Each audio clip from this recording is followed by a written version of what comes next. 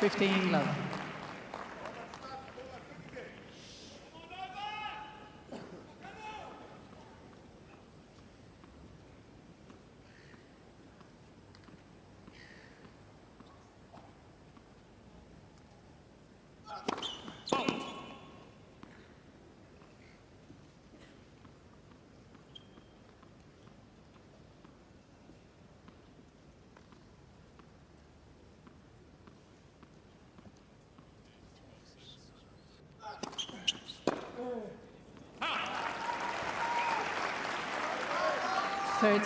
Love.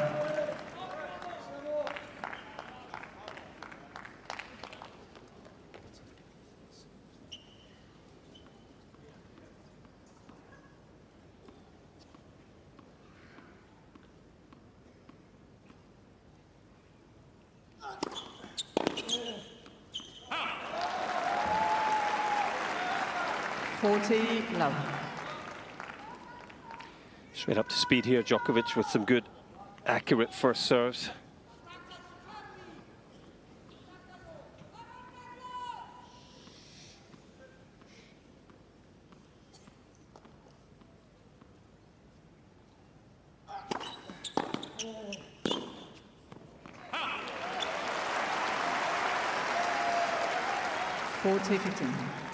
Think of all the shots that we've analysed of Novak's. I think the serve has been working the best this week, which is always a good sign.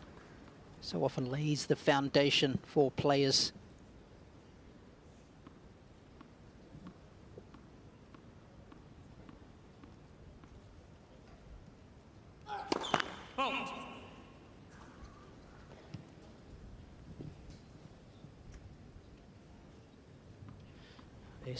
There's the wind that you can see. Novak's back.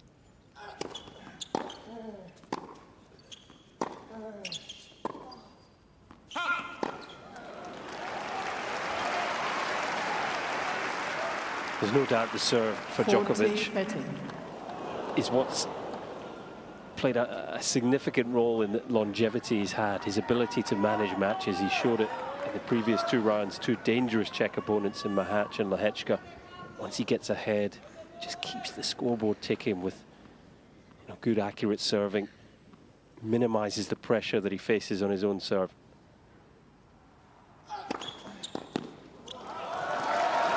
Cain, Djokovic. It's been a very important number, and as the in-return numbers pop up on your screen, First game. you can see a 10% differential, and probably a good time to go down to Roger Rashid courtside. Good evening, Roger. How's the atmosphere?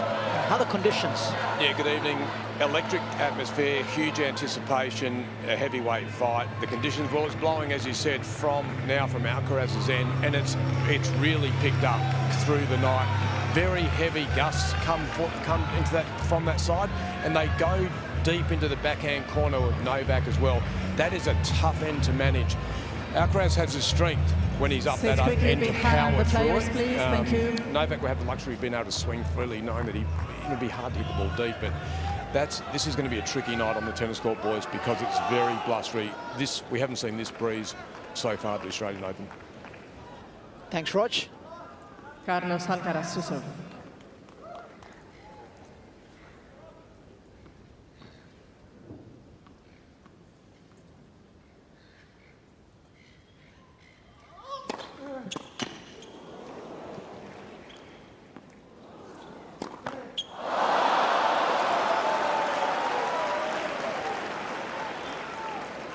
Love 15.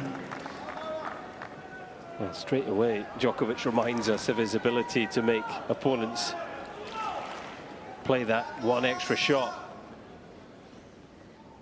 That serve doesn't come back against most players.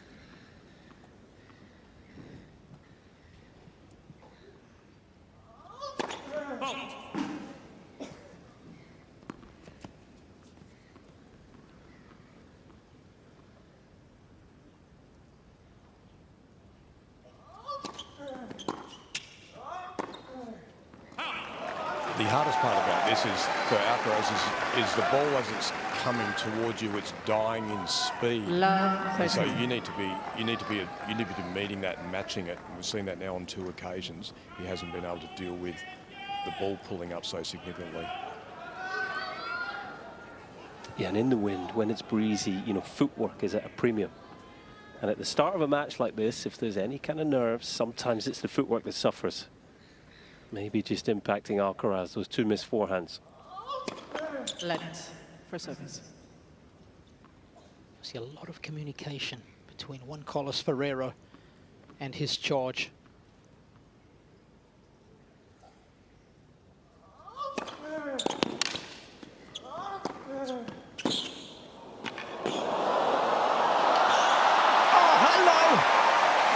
What was that?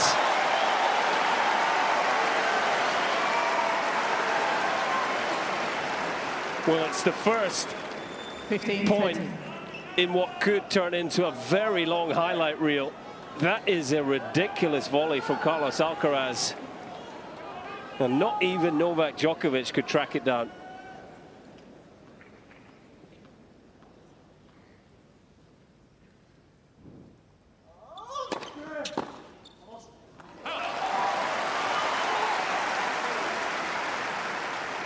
A point like that could be so important in the outcome of an opening set, right? Well, it might allow him to hold serve here. Yeah. The difference between 15-30 and love 40 is significant.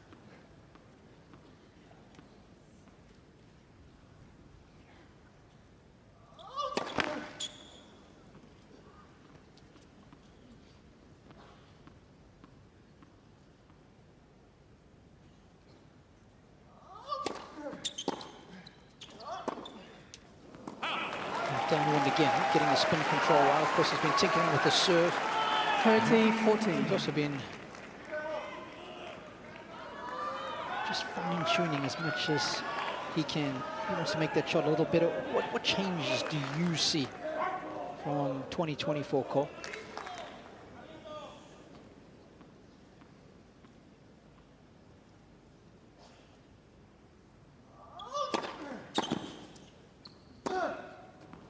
It's another missed forehand, and there is the break.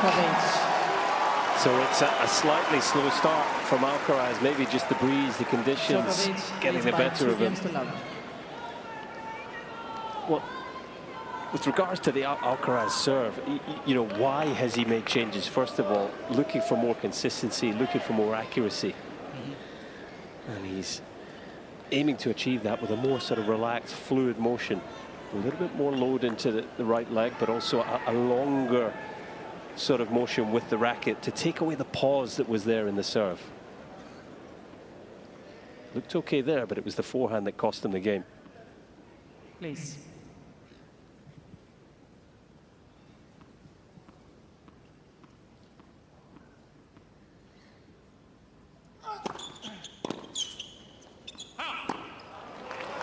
And speaking of his forehand, that epic match they played in the finals of Cincinnati back in 2023. It's one of the best matches I've ever seen. 2 out of 3 sets. Nothing in it. Djokovic saved the match point in the second set. Went on to win 7-6 in the third. Longest ATP final in history. 2 out of 3 sets. It was the forehand on that day that just leaked too many unforced errors.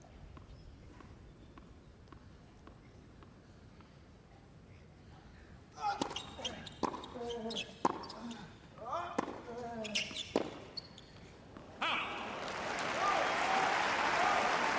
players who have had success against Alcaraz tend to get some joy when going hard and deep to that forehand, and I think the depth control of Djokovic is going to be very important this evening.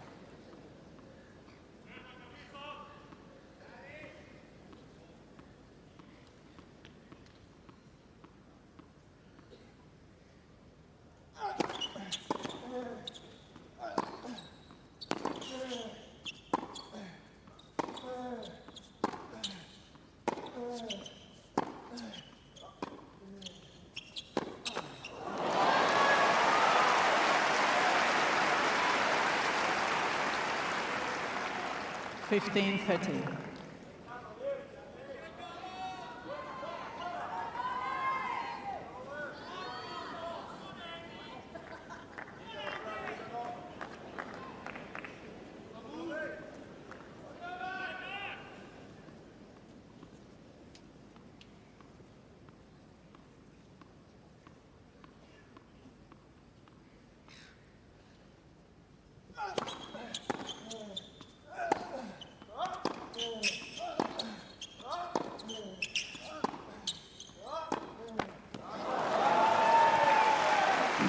Of course, new coach on board as well.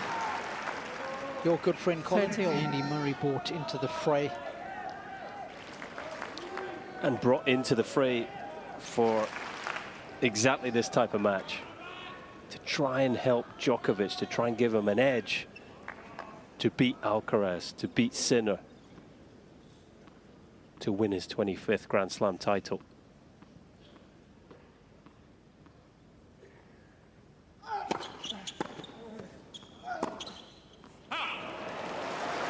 Loose forehands are the order of the day so far. 30-40. And is that an indirect title if he does get there for Murray?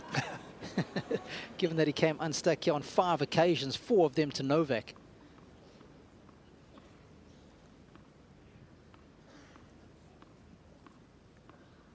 Chance for Alcaraz to break back.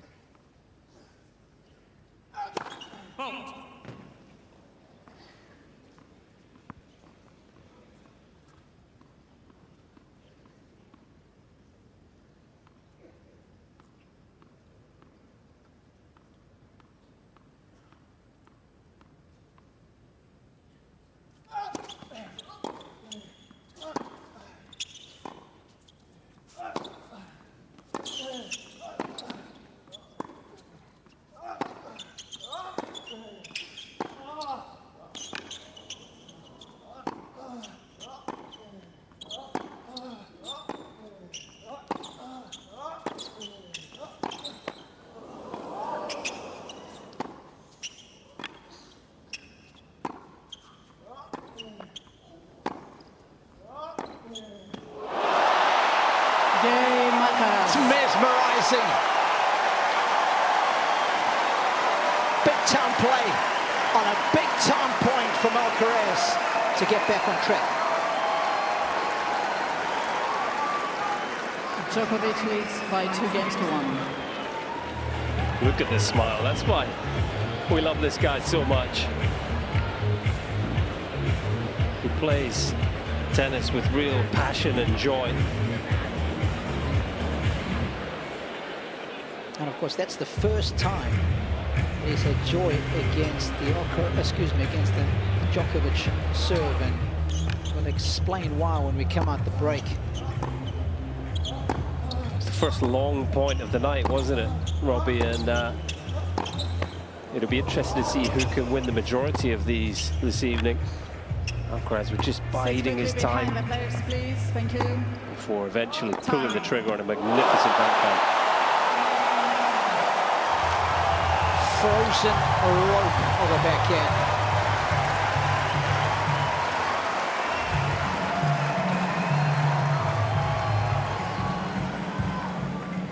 And of course, when they played in the Olympics in Paris last year, Carlos Alcaraz had 8 break points and he didn't convert on any of them. Tonight, he gets 1 and he makes it count. We spoke about the maximizing of the moment for both these players. They are so clutch. Who's going to take the advantages? Who's going to make it count when it matters most? He said a ridiculous pickup volley as well as a backhand that is it's otherworldly. Of course, those winners count the same as the unforced errors. Yeah, 5 of them on his forehand now. Needs to find the rhythm and just the feeling on that shot. Calibrate the gun.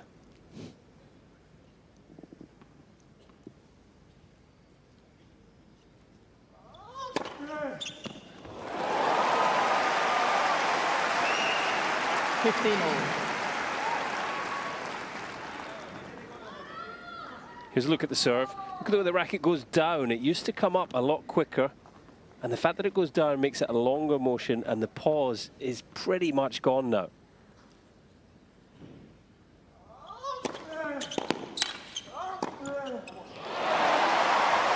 Against Nishioka in round 2, there were 14 aces in 3 quick sets. It was an impressive serving performance, but there's been some double faults throughout the tournament as well. And I think it's fair to say this is by far the biggest test of that new service motion.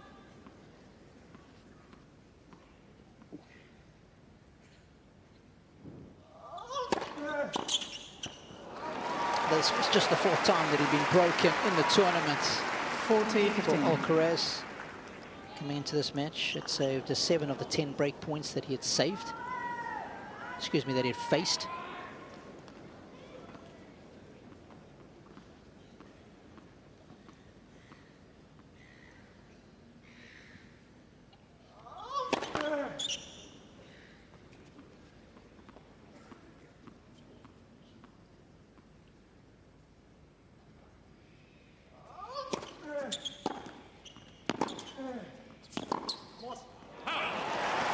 Cain Alcaraz.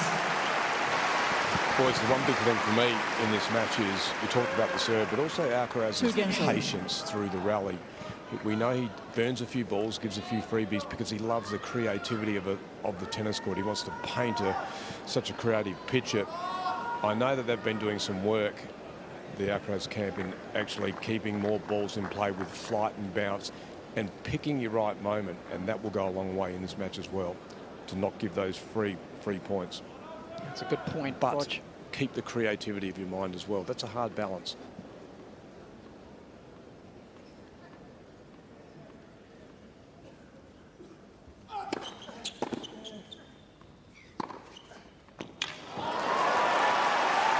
Just shy of 16 years, the gap between these two, as you saw 15 that love. Australian Open fact pop up. Quite extraordinary what they're both doing at their respective ages. Of course, Carlos, the youngest ever world #1 on the men's side.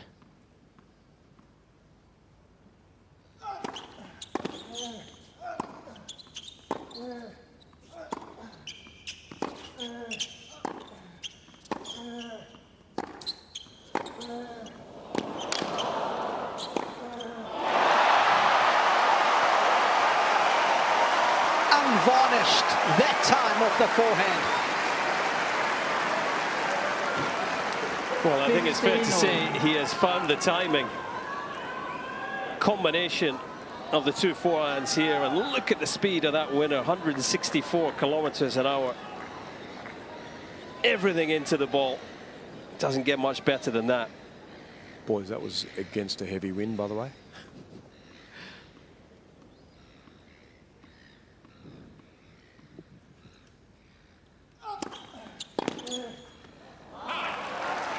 And let's remind ourselves, we mentioned the changes to the serve, but about 5 grams of weight added to the throat of his racket with a view to beefing up his game as well. Carlos Alcaraz. Certainly saw it on that forehand.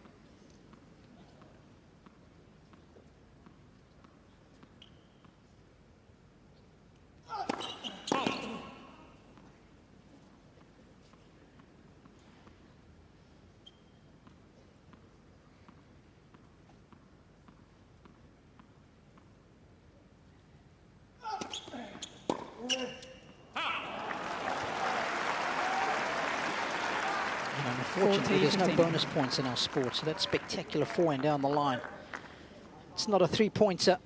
Counts for just the same as those missed backhands and forehands. It's the beauty and brutality of our scoring system.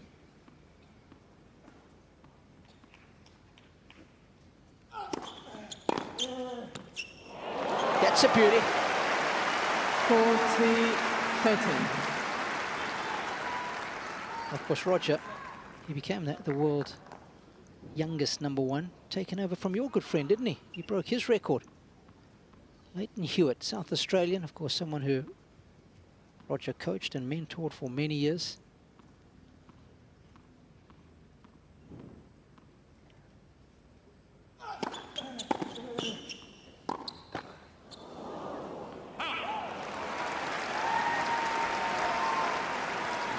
Use.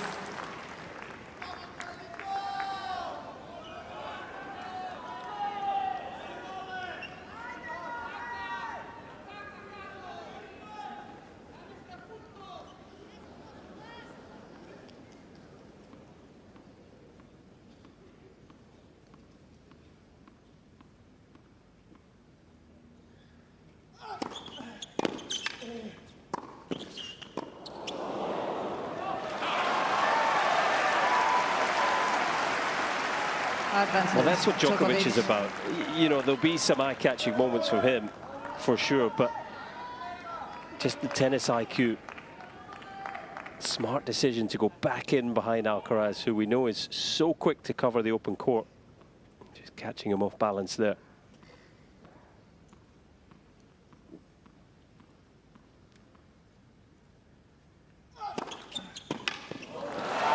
Cain, Djokovic.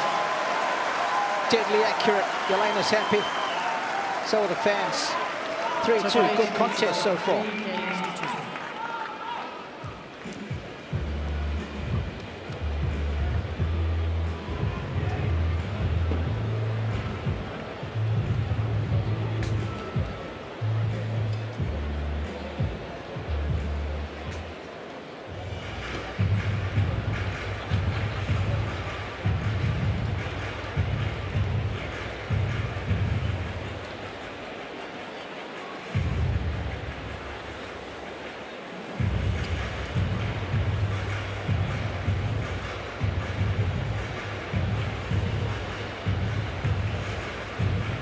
A couple of woo moments, and this was one of them. Jaw-dropping pickup.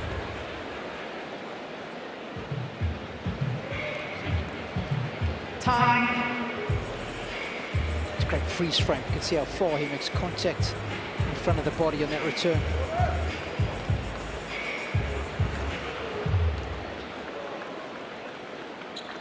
It's day 10 of the Australian Open 2025 men's quarterfinal action. A win earlier today for Sasha Zverev over Tommy Paul. And Sasha will be sitting back in his hotel room watching this one unfold. He needed 4 sets to get the better of Tommy earlier today.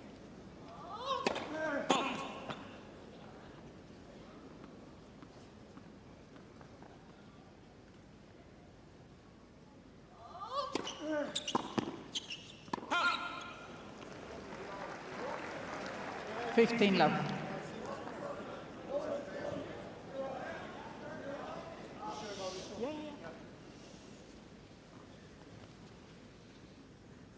Eva Ezdaraki-Moore is our chair umpire.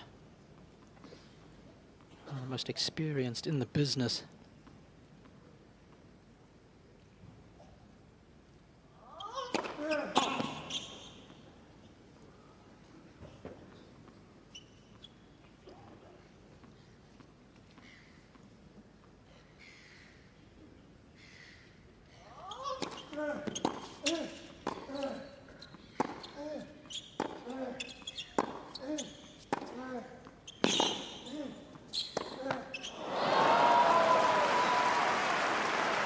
What happens there? 15-0. Well, that was just a little out of sync, that forehand. Didn't quite get his feet into position. We mentioned footwork being a premium with the breeze, but look at the way he's reaching for contact there. That tells you he was out of position. Didn't get the body angles right for the shot he was trying to execute. Thank you, ladies and gentlemen.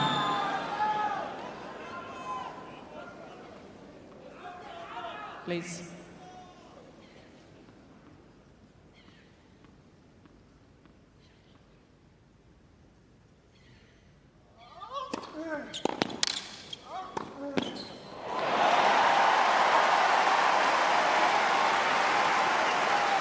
Modern-day tennis player. 30, Hits that 15. 1-2 punch so very well. And Alcaraz's turn here to go back in behind. It's a great combination. Djokovic, of course, sprinting to cover the open court. Keep an eye on the serve +1 for both players.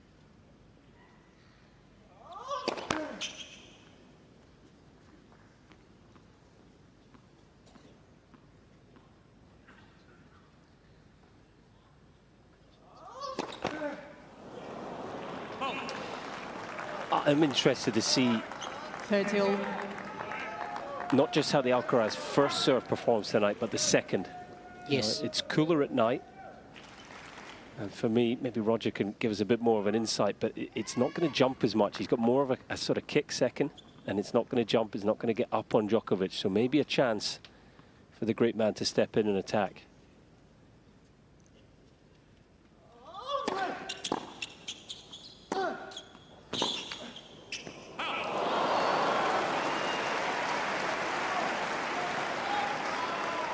Roger, fair to say the ball probably 40, not 30. jumping as much in these conditions? Obviously not as much as today, and also with the breeze coming from behind him, it's also, I guess, pushing it forward, so it's not allowing it to jump up. But yeah, Novak's, you know, they're dealing with the breeze at the moment, boys. It's actually trickier than you think. They make it look pretty easy, yeah, to be honest. Would be all over the shop right now. Hey, leave me out of this one.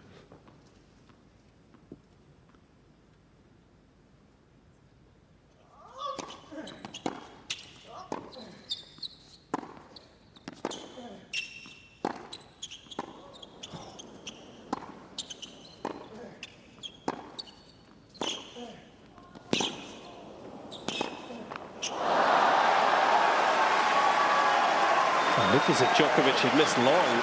Alcaraz certainly thinks so. I think it was his third shot of the rally. Use. Novak wasn't sure about the serve either a little earlier on in this game.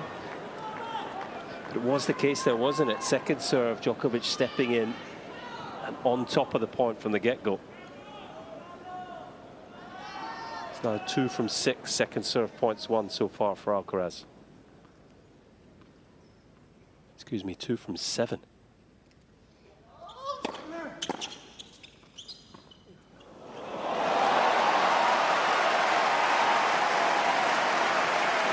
He has no one-trick pony, this guy. He has got Alcaraz. so many skills.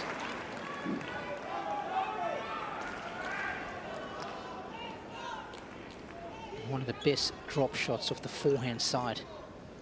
A lot of players have a good feel of the backhand, but his feel on the forehand, it's exquisite.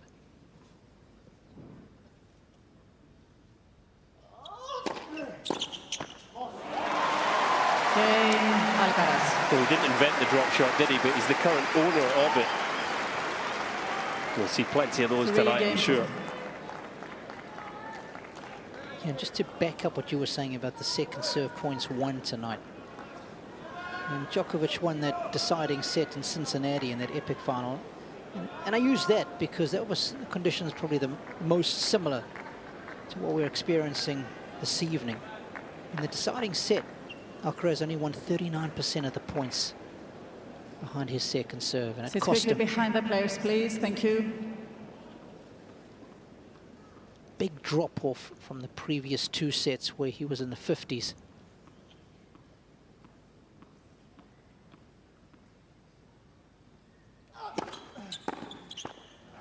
$15 love.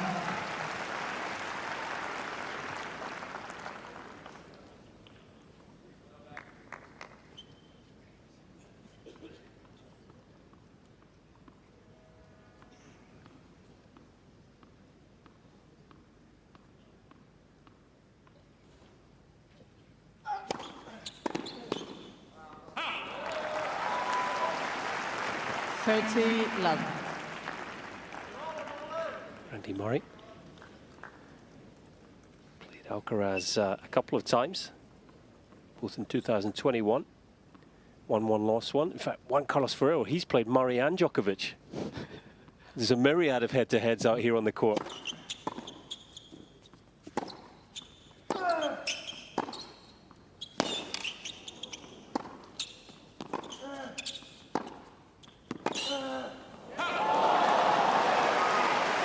Murray beat Ferrero 3 times, 3 consecutive tournaments, 2009, 40 love. And Carlos did actually get a win over Novak Djokovic. It was all the way back in 2005. Wow. Just 4 years after Carlos Alcaraz was born. Astonishing. Bit of tennis royalty in the house.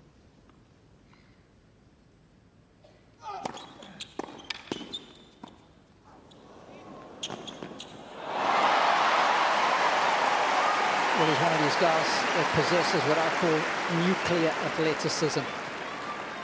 And especially on a hard court, you've got to be so wary of playing drop shots. He's an explosive athlete, that's for sure. And it's big, dynamic strides, isn't it? Up to a short ball like that. Look at that, probably 4 steps there, he's covered the ground.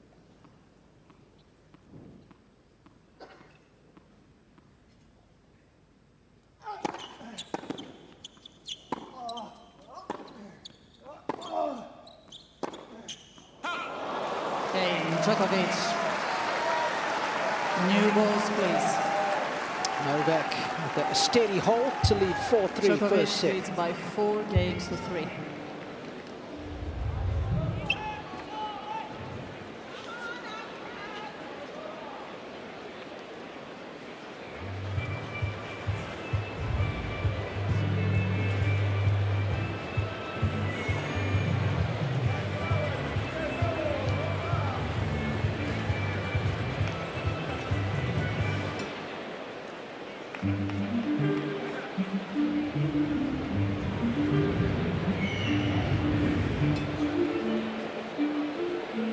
This match already starting to settle into a trend. Very difficult conditions, and as Roger said, these guys handling them so impressively. See more winners, more shot making from the racket of Alcaraz. Djokovic, the master tactician, just working away, efficient with his tennis as always.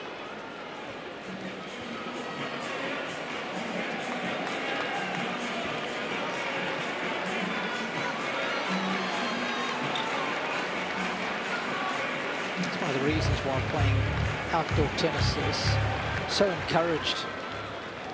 There's all 4 majors, outdoor events. Yes, we have the roof if we need it, but you've got to get used to playing in the wind, dealing with the elements. If you can grow up in those conditions, it always helps.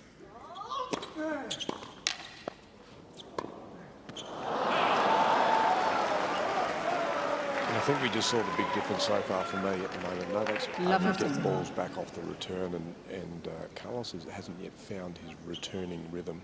Enough balls back in play. One of the great strengths of Novak, right? Engaging you full time.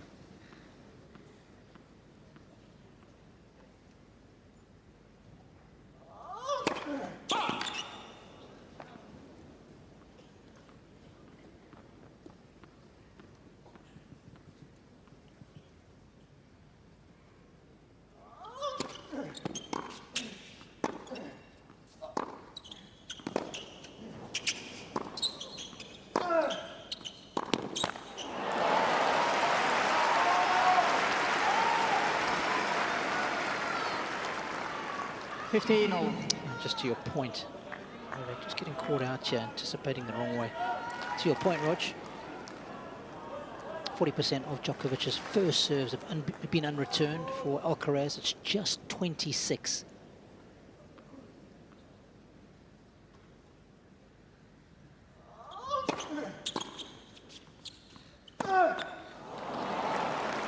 And that's a smart return, because a reminder, Djokovic has the wind at his back here. So even that sort of block chip return is just going to maintain its speed that little bit longer downwind. It almost caught Alcaraz slightly off guard. He was late on the forehand. He's under a bit of scoreboard pressure here, the Spaniard.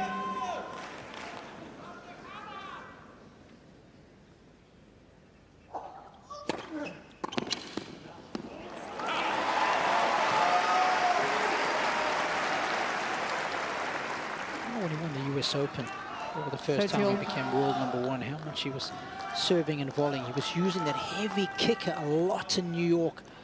He would sit and volley behind it. I remember in his match against Jannik Sinner, over 5 sets, I want to say he came in 58 times.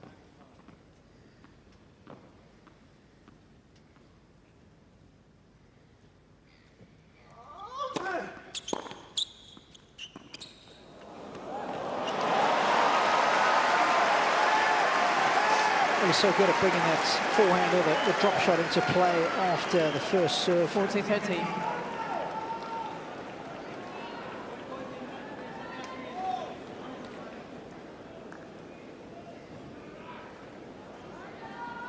The grip change right at the last second. Incredible disguise. And the first bit of frustration from Novak Djokovic. Jannik Alcaraz. I can tell you what is going to be tested. You talked about the Alcaraz serve. We're going to see what the Novak coaching group get.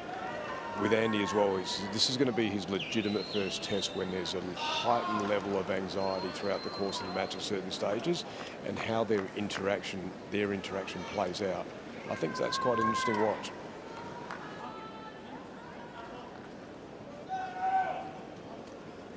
Forehand heaviness of Alcaraz, you can see.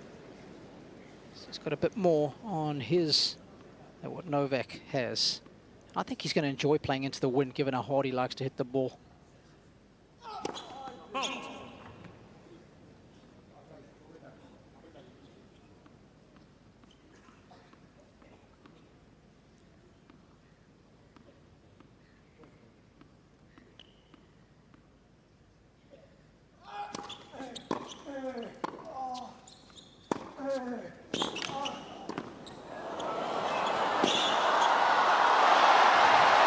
Genius. What vision.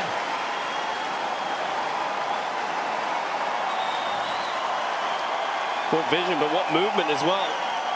37 years of age. Has anyone ever anticipated better? Yeah, that's the key to it. He's moving for that shot just before Alcaraz has hit it. Please. Allows him to make up the ground, and he's got the skills to push it past him.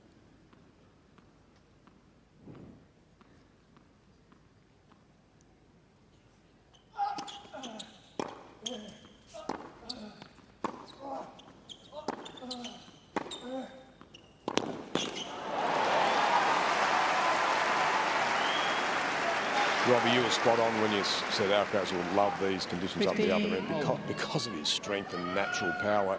He's able to muscle the ball through the breeze, and you could see then just pushing Novak out of the court. That's not easy to do from where he was in the court. Big plus in this match, I think, as it goes through the hours.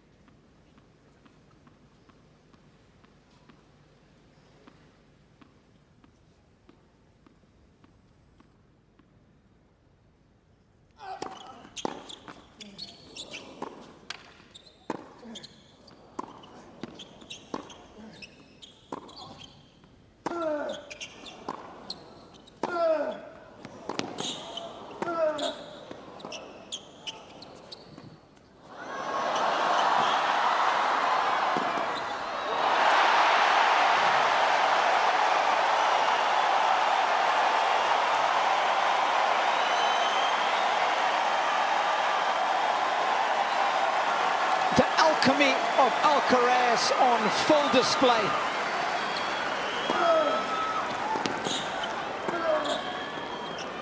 And of course, the drop shot into the wind is so effective. 15-30. Novak just pulls up after that forehand flies past him. And he also may have called the trainer out as well, Novak. I think he did speak to the chair.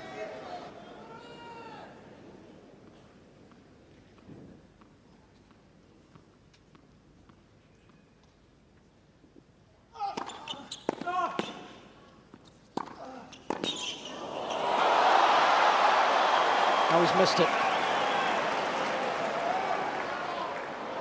Just missed it. 30. The realization only just setting in for the vast majority of the crowd now.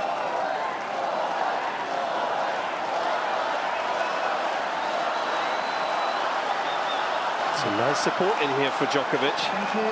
Chance of no lay. Thank you, ladies and gentlemen. Enough, thank you.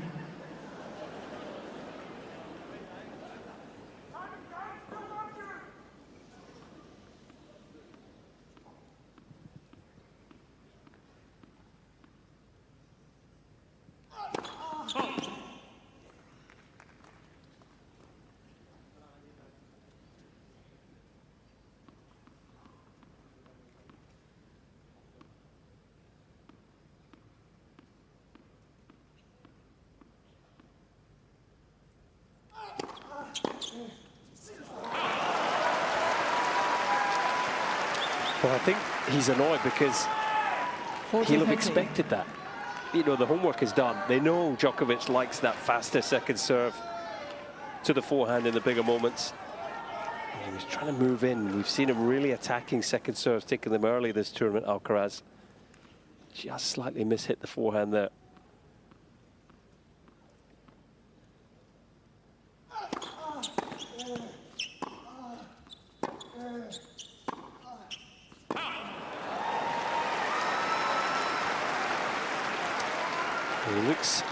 He looks like a bit of a wounded warrior at the moment, Djokovic. Moving gingerly between points.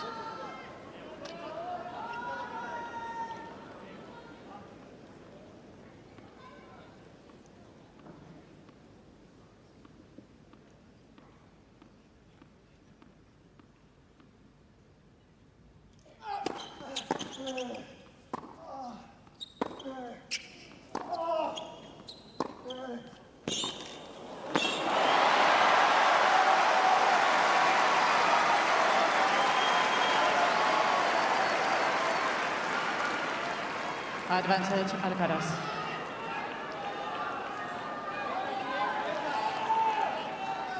He has really got Novak at the end of his range right now. And it's not comfortable at all for the 10-time champion.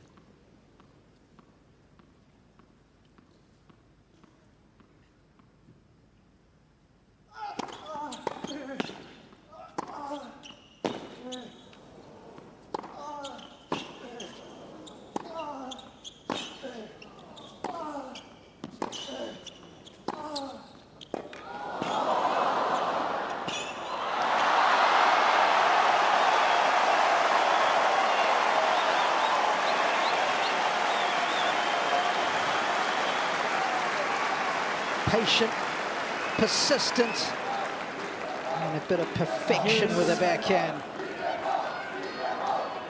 Another incredible point, the way Alcaraz is moving.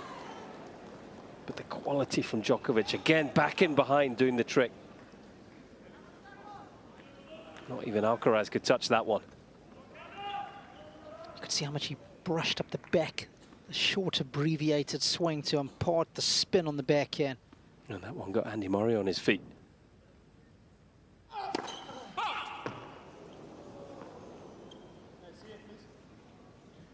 Mr. Djokovic is requesting the review of the call on the right center service.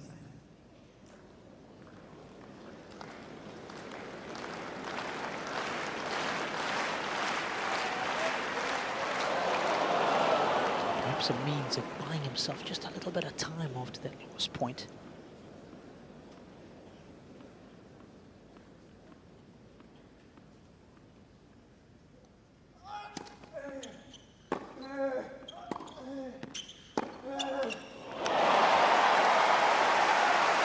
What a great adjustment that was on the return. Went back deeper on the second serve return. Novak throws it in a loopy flighted ball, and Carlos uses strength from back there to start the rally.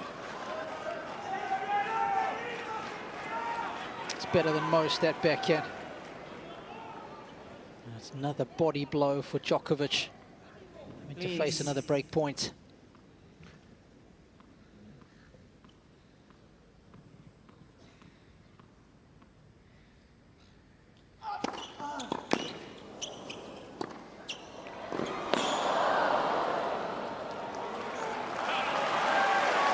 About to ask you,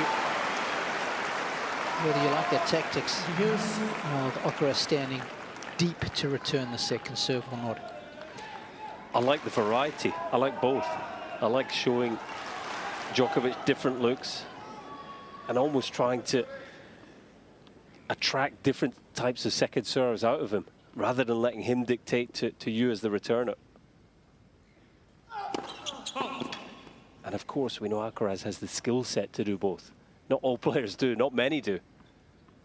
He's going deep in the court again here for this second serve. Let's see what Djokovic throws at him.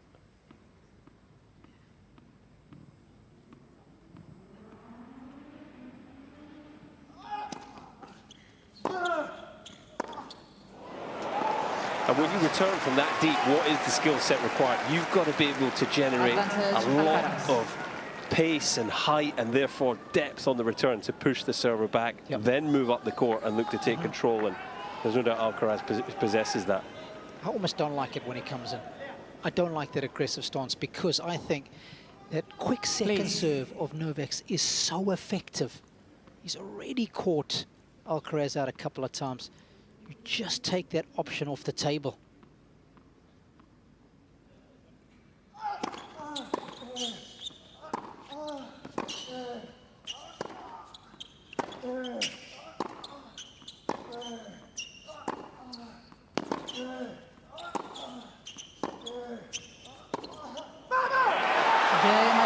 Rock solid. Alcaraz gets the crucial break in the 9th game and will serve for the opening set.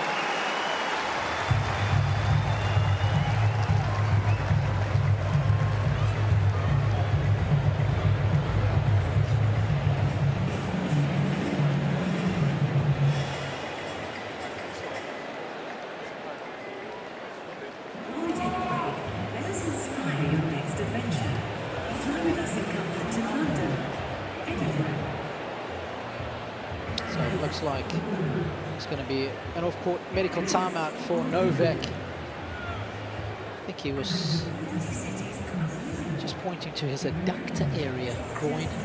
Absolutely, and as if we needed any more connections here, we've got Roger Federer's old physio treating Djokovic. That's right. The connections are endless. Stéphane Vivier.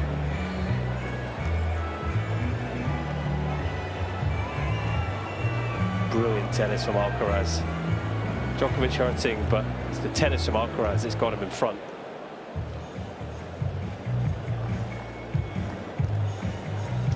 So Stéphane Vivier, the tour physio, is just taking Novak behind the scenes because I guess it's the groin that's an issue, so it's a sensitive area. He's probably going to need his shorts taken down, and that'll get done behind closed doors.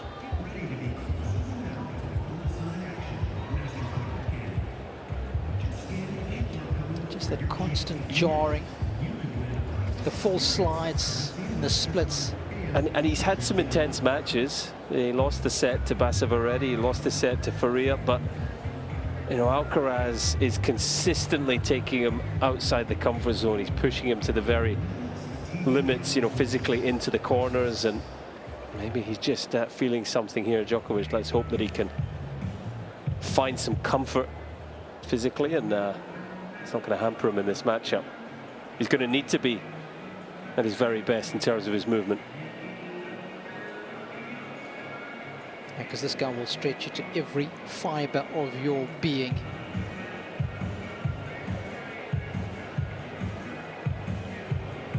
What an athlete. I mean, how strong is he in his arms? It's like a pit bull, isn't he? And he's somewhat of an anomaly when you think of his height. You know, not as tall as some of the other players bursting onto the scene, not as tall as a Sinner, not as tall as a Zverev, that's for sure. You know, these players with this sort of longer stride length, but he is as quick, if not quicker, than just about everyone in the game. Yeah. It's a build that's not too dissimilar to Nadal's, right? Rafa wasn't the tallest guy, but he was just, you know, rippling with muscle. I think Rafa probably had maybe an inch or two on him height-wise, but not an awful lot. So fair few of the players these days have that long, slender build, not too dissimilar to Novak. Djokovic is now receiving an off-court medical timeout. Jannik Sinner fits into that mould. Yeah, Alcaraz listed at 6 foot tall, 183 centimetres.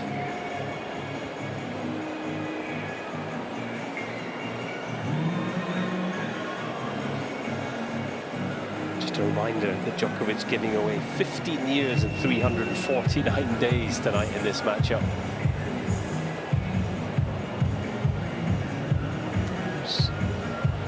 Novak's wife, Yelena, and that's his agent on the left, Mark Madden. Mark, of course, charged now with thinking about Novak's future and preparing him for life after tennis, working on multi-year deals and sponsorships. Of course, rumoured that Alcaraz's new sponsorship with Nike was in the region of $200 million. Colin's eyes have just closed.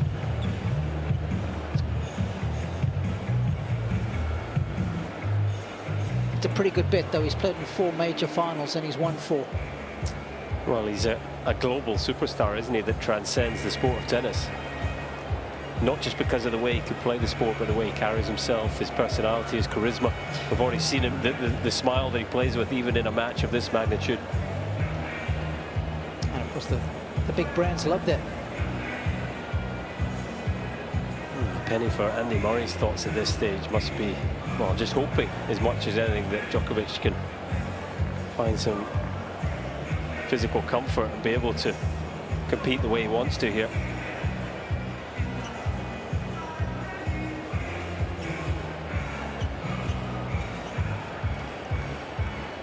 On the right there in the white tracksuit is Alcaraz's oldest brother, Alvaro, ever present. Of course, his younger brother's playing some good ball at the moment in the big tournament in France. Le Petit A. Yeah. Essentially the under-14 World Championships. Jaime. That's right. And if you've seen any video on social media, the forehand is identical. he's a clone, isn't he? It's a carbon copy. Mini-me of his big brother.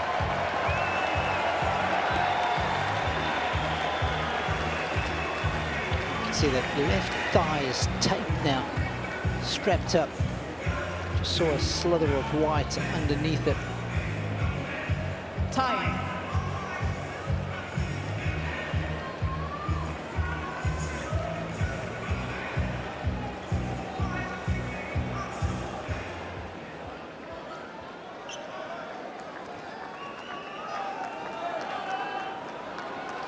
Thank you.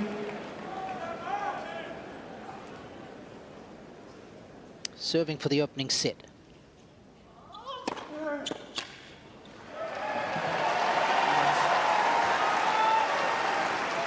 Love.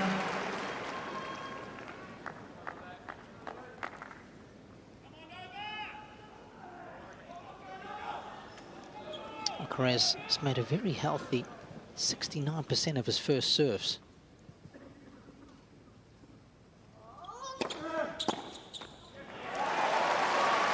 Love.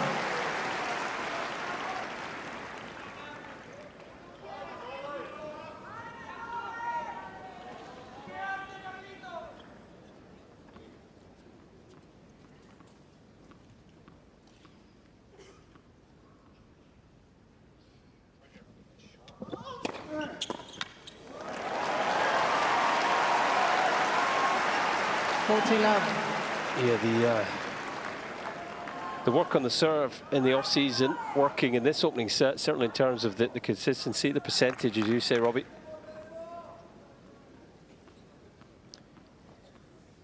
Three set points. What a way to close out the first set, and he puts himself in pole position with his first love service game of the match. Good stuff. 6-4. In Grand Slams when he wins the opening set.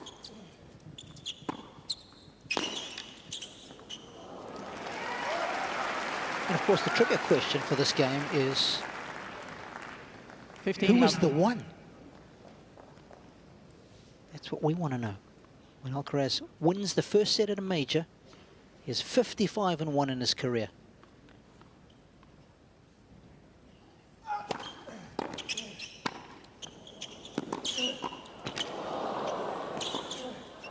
Oh, that was a little bit of panic.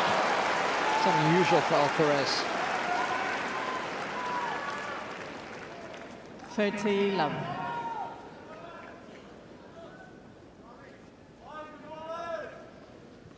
Well, anyone at home that's getting the answer to that question, Robbie, it's seriously impressive.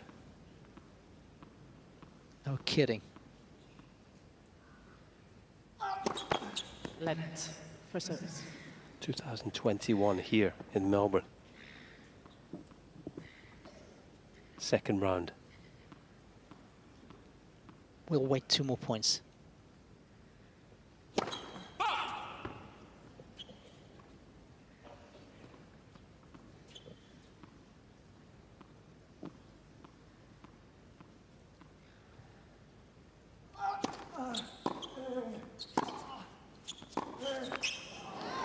Shows you what an incredible barometer warning the opening 40 setters in love. the outcome of matches.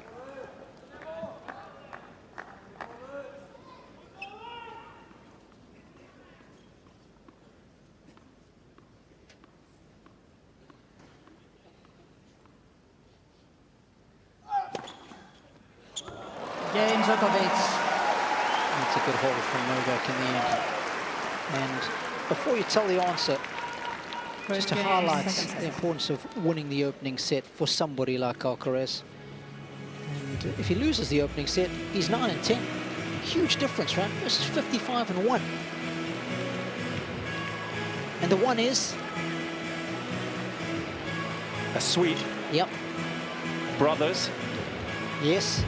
It's the younger of the two, Mikael Ymer,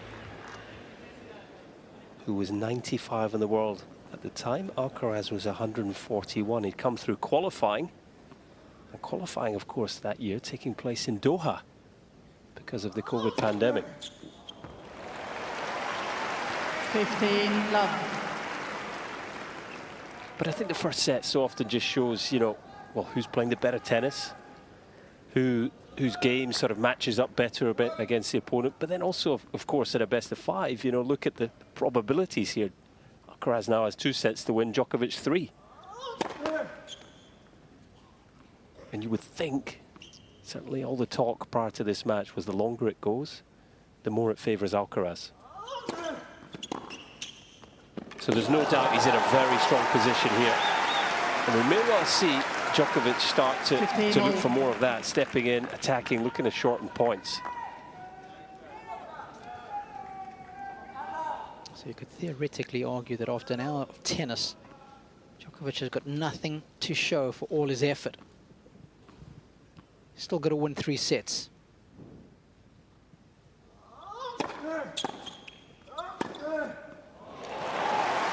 And keep in mind that he spent 3 hours and 15 minutes more 30, on the 15. court than what Alcaraz has.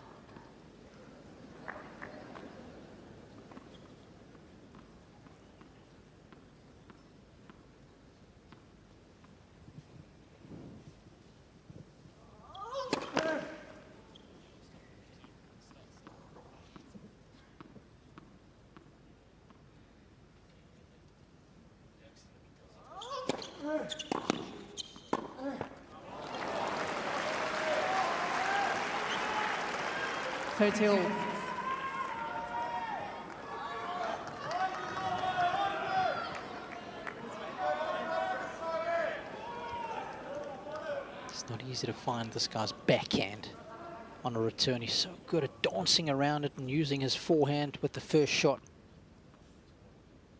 That's why second serves are so valuable for Novak. Well, that combination has been deadly so far. Look at that. 100% of the time tonight, after his first serve, when the returns come back into play, Alcaraz has been hitting his forehand. So Djokovic just cannot get the ball away from that shot. We know he's been blocking, chipping a few returns. But he might have to be a little bit more adventurous, try and get it into the backhand.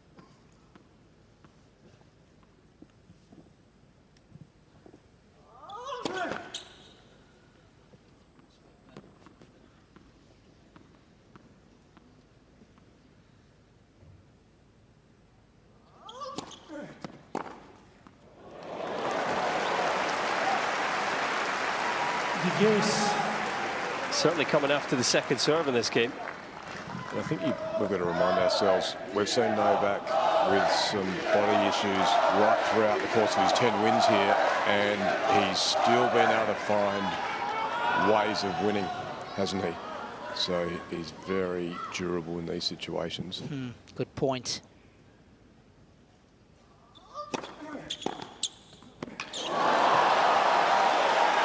Well, how about that for getting into the backhand with the first serve return? Advantage, Djokovic. Just clubs a winner.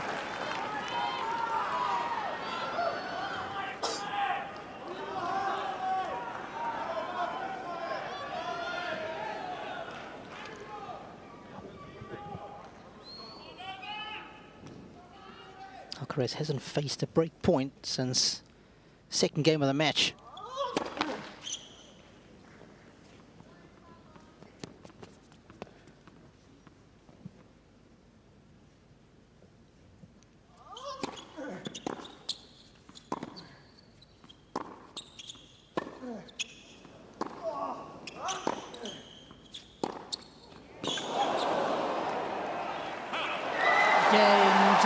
And it's the same result as the Spaniard's opening service game. He gets broken. Djokovic leads by 2 Novak's got the early lead.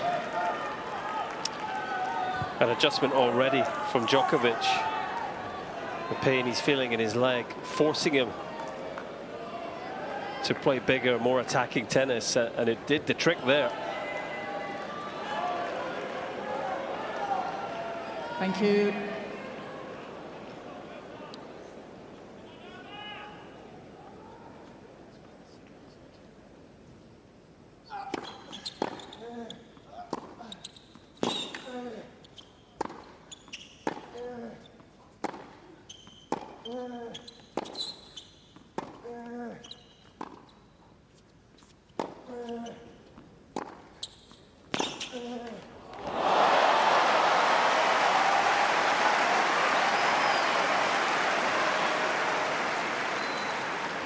This, for me, is a shot that Novak 15. Djokovic brought to our sport. Where there may have been a defensive slice backhand in the past, it's now an open stance sliding two-hander. And Alcaraz has mastered it, so has Sinner. What a pass there.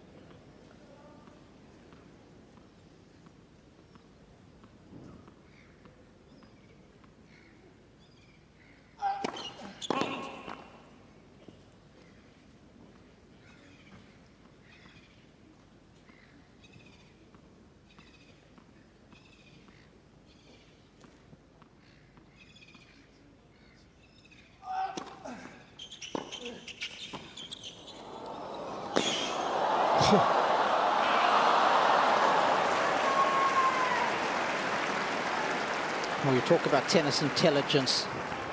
He's got a lot of it, 15-0. and already he's making some adjustments, some important ones.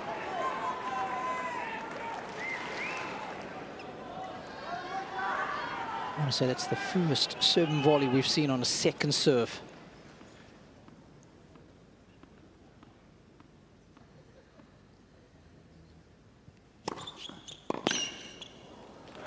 First we've seen on any serve from Djokovic. Alcaraz has had a couple. 30-15. Definitely finding ways to be more offensive with his play and to shorten points here.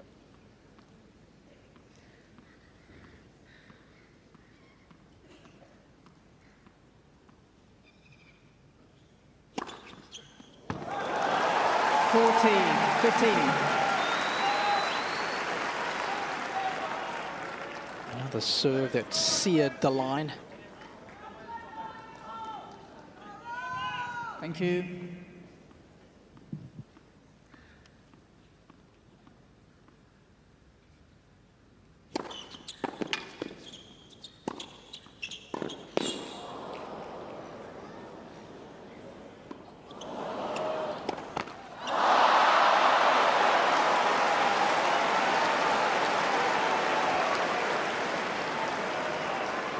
40-30.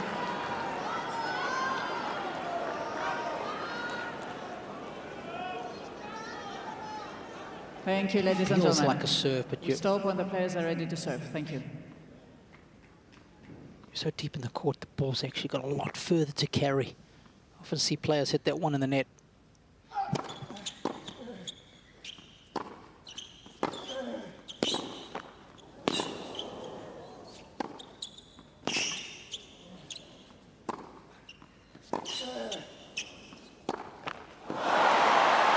Djokovic had a chance to approach the net there, but I think he was so wary of the pass that Alcaraz hit earlier in the game, he chose not to. Yes. And how good was the hustle from Carlos, and that's what I'm talking about. Just staying in the point. Yes, he might have been able to pull the trigger on one of those, but that's the picture you want to see from if you won't hold Ferrero. Thank you. Please.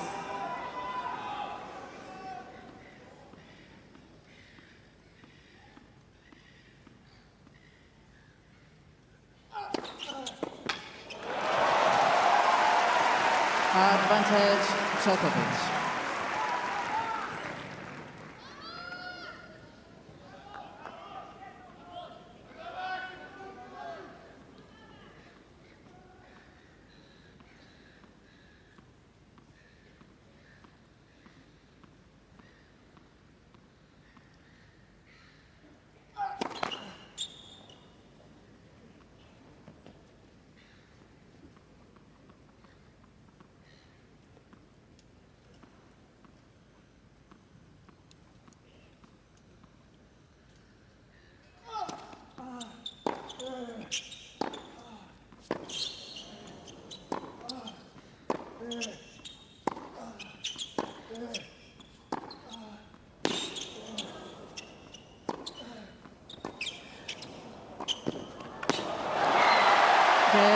Djokovic.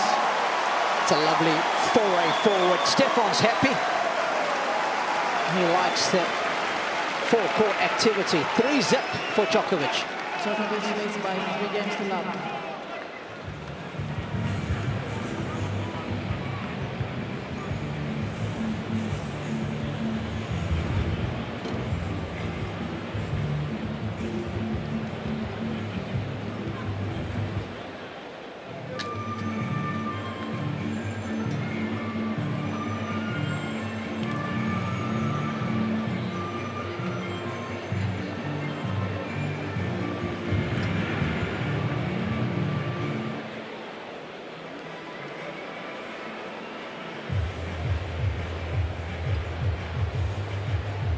There's been a lot to feast our eyes on in the opening 70 minutes of this one. Time. Wonderful creativity, especially from Alcaraz, but Djokovic has shown a fair bit of his own as well.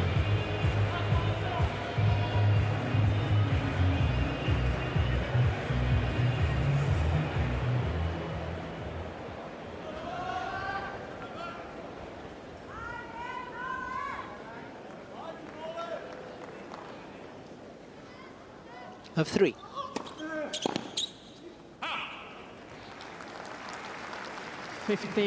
Love.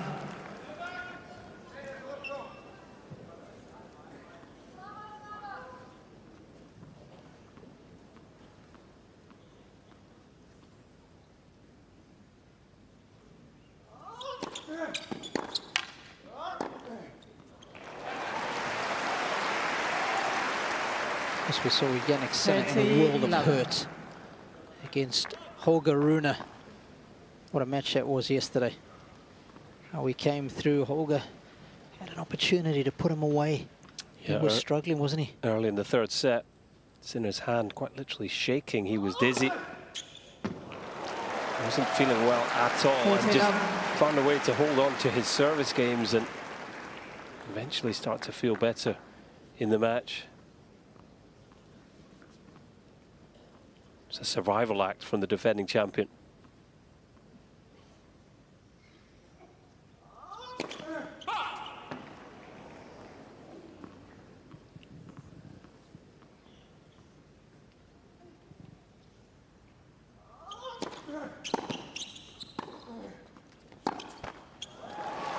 Jannik Alcaraz. I remember 2021, Roger, you were talking about Djokovic leads by Novak 3-1. working through injuries. That match against, I think it was Taylor Fritz. Extraordinary match where he had, was it the abdominal issue? Yeah, he tore a little abdominal mid-match. He was 2 sets to love up, if memory serves, and then lost sets 3 and 4. You thought, goodness me, he's done. In trouble here. Yeah, he's going out. Beat Fritz 6-2 in the 5th.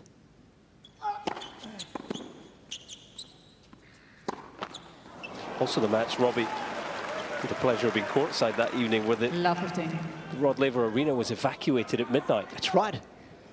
I don't think I'll ever see that happen again. I mean, I guess never say never, but that was unusual to say the least. The curfew with regards to the pandemic coming into operation.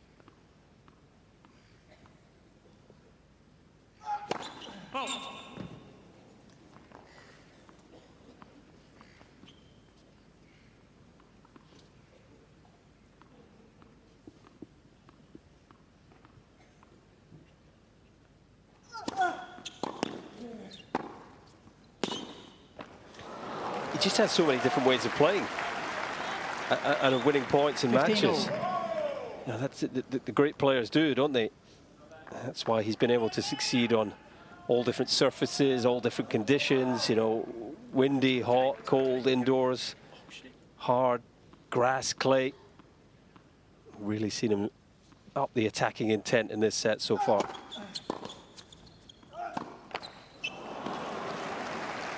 He's contesting his 433rd Grand Slam match today. It's more than any other player ever. He surpassed Roger Federer this week. Please. Federer had 429. This is Novak's 433rd. Let for service.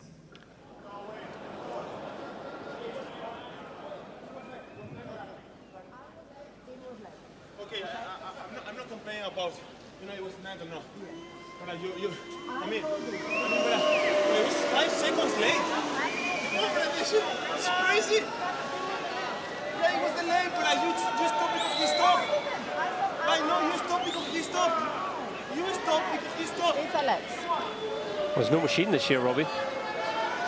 Let's being called by the umpire, and Alcaraz feeling that Eva Azdaraki-Moore was a little late there and maybe reacted to Djokovic. Yeah, she saw Novak not playing and then decided to call the net. That's his argument. He's not disputing that it was a let. Yep.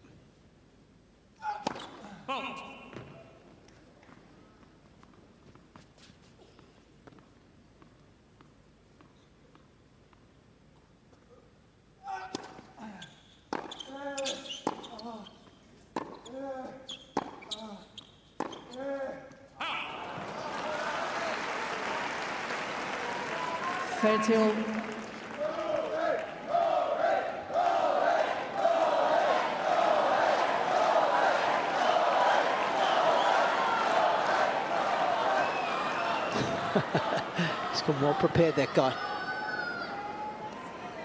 Thank you.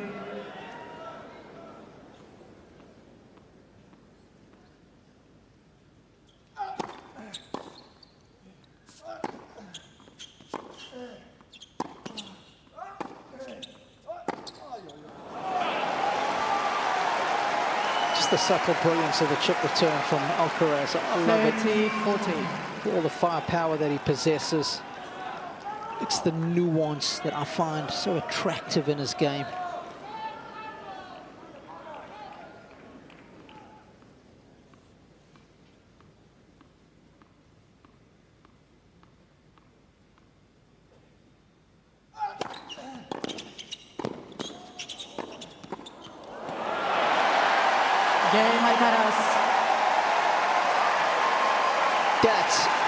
That was a strong game from Alcaraz.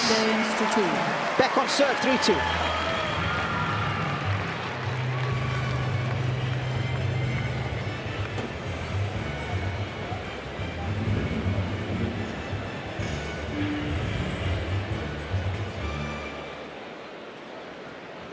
just beaten Djokovic there for pace.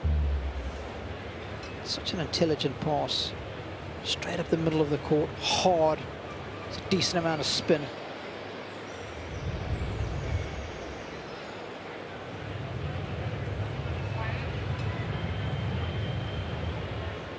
He's just got that extra bit of quality, the ability to break the Djokovic serve, doesn't he? 3 times now tonight.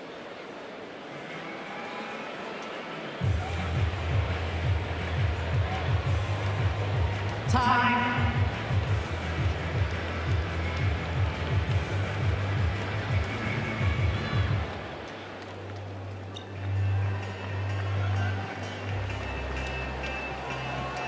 As Colin alluded to in the break, Novak broken for the 3rd time tonight. It's the most in the tournament so far. He was broken twice in his 2nd round match against Faria.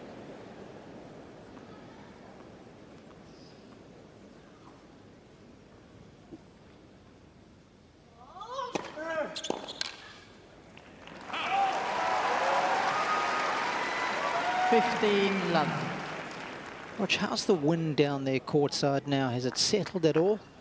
It's still similar, probably a little bit more consistent without that heavy gust.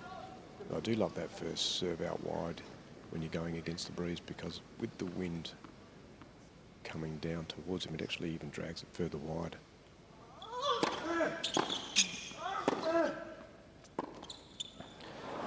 Well, that was very uncomfortable, the movement into the forehand corner. The ball from Alcaraz wasn't even that wide, relatively speaking. That was really concerning.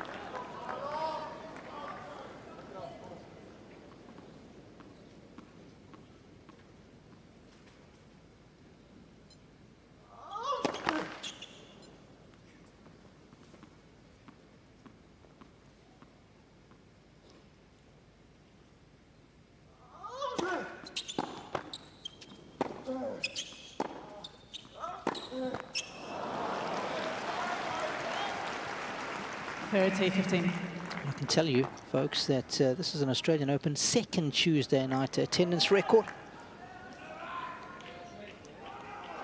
31,000 people come through the turnstiles this evening. It's well above the previous number of just over 20,000.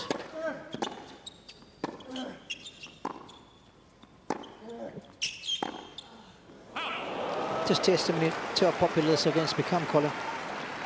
40-15. Absolutely right, and probably speaks to how eagerly anticipated this particular match has been as well.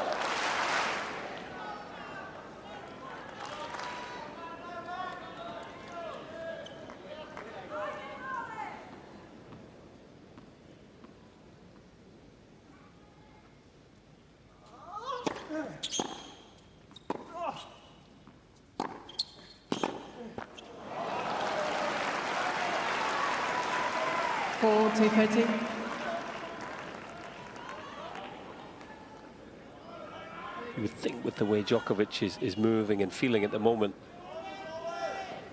this has to be a must-win set for him. Yep.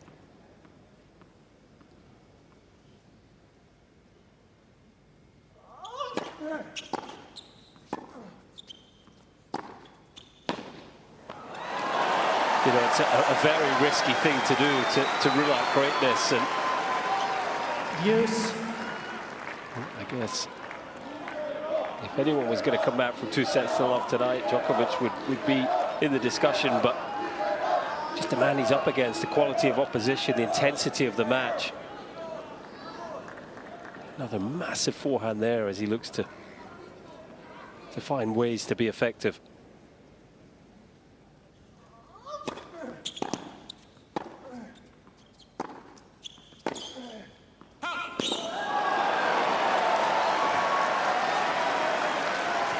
I love it when Novak is almost Djokovic falling off his feet when he's going forward to hit his shots, especially at backhand. He is totally committed to that strike. Haven't seen a lot of that in his opening 4 rounds. That was nice, leant into that one. It's brought him a break point.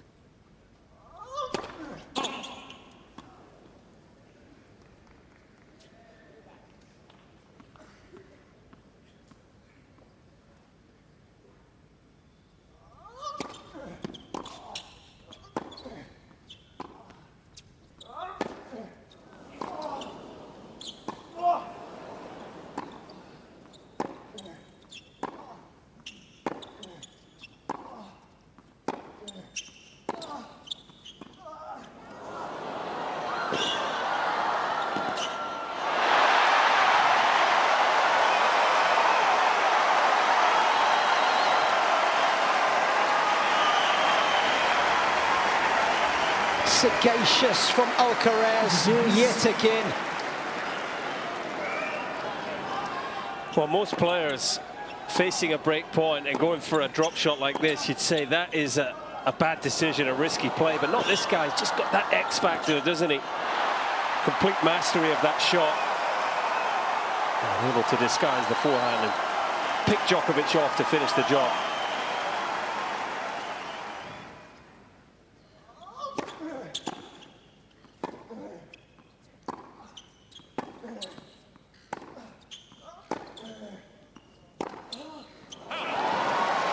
White to the forehand that looks to be giving him the most problems, Djokovic. Advantage. Physically. Alcaraz.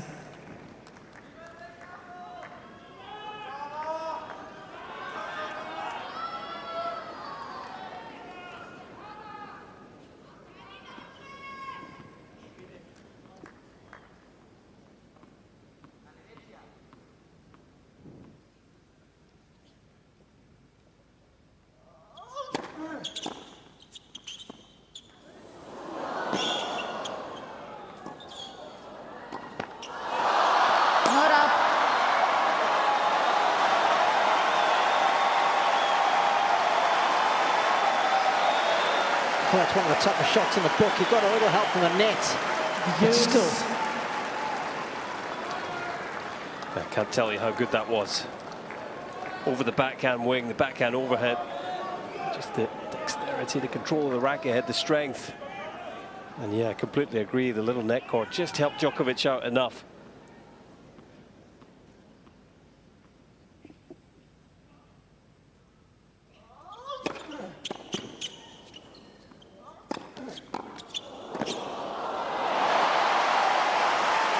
That's tennis excellence right there. Advantage, Alcaraz. Is there anything this guy can't do? Attack, defense, there's power, there's feel, there's finesse, he can volley. And he does it all with a smile on his face.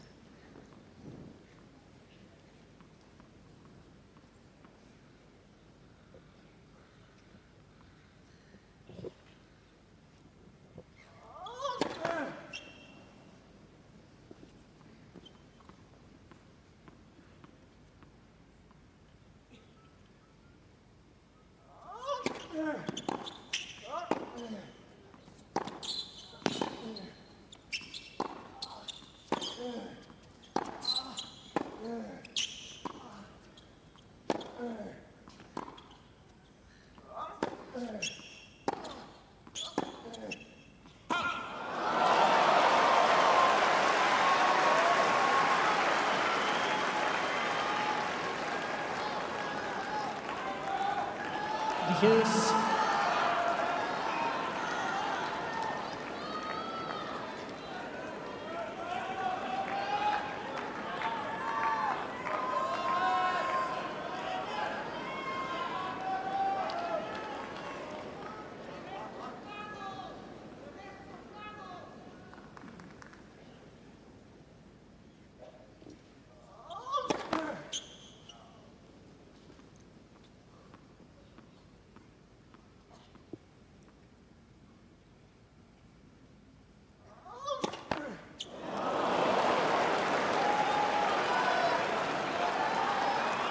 Perhaps feeling the heat, Colin. Yes, Alcaraz. Yeah, quite possibly. We mentioned the attacking intent from Djokovic. Look at the average ground stroke speeds in this second set. Up 9 kilometers an hour on the forehand and up 8 on the backhand. He is going for it. He's getting after Alcaraz whenever he can.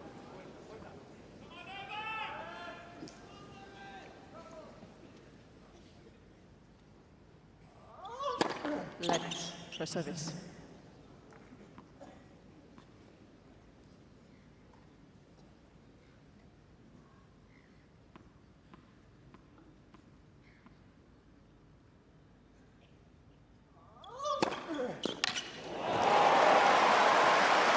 So if we make it out, that looked like the quickest serve of the night.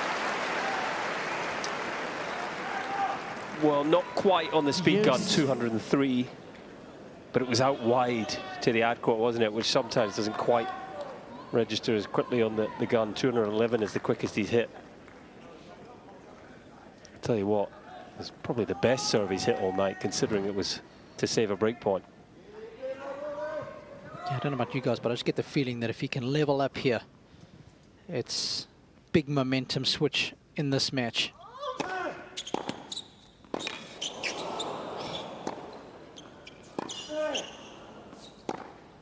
How does he get that ball back?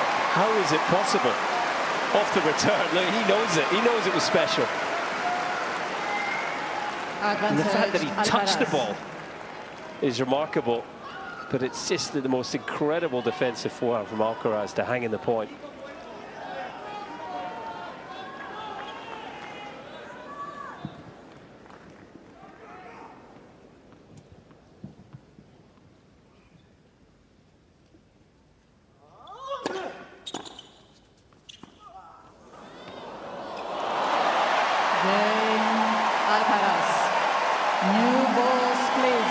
Show-stopping in so many ways.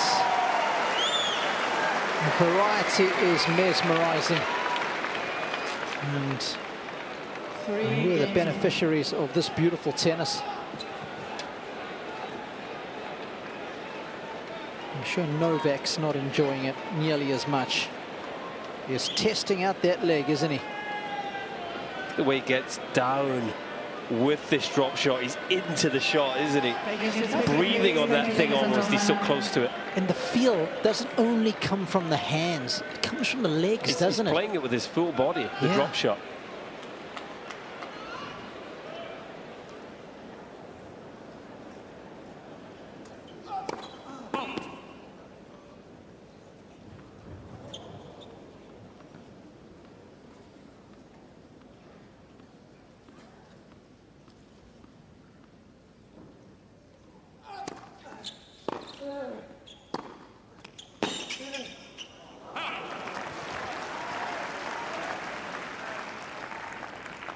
Love.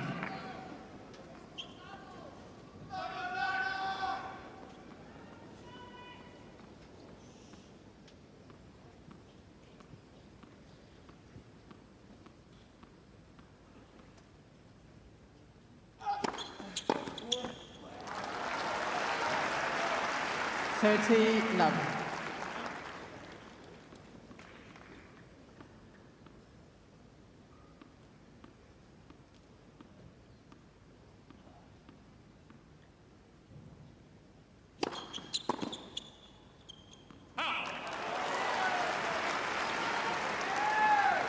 Love. He's doing an Andre Agassi here, is Novak. He's just playing a little quicker, isn't he? Just increasing his rhythm. Hopefully taking Alcaraz out of the one that he finds himself in that's so comfortable.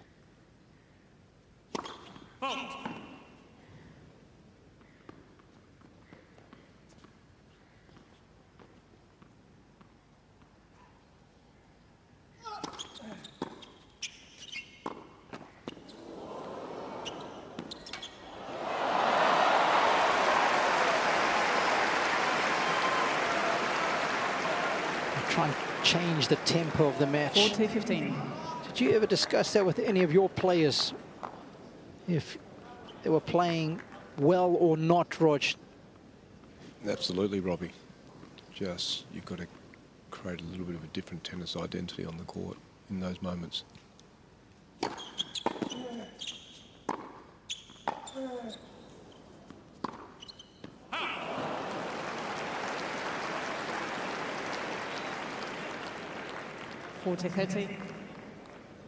Of course, Rogers worked with the likes of Gael Monfils, Grigor Dimitrov, Leighton Hewitt.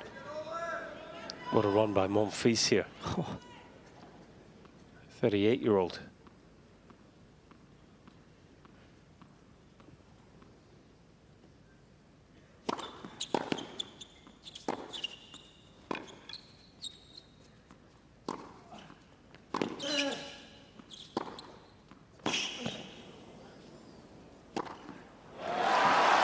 Cain Djokovic.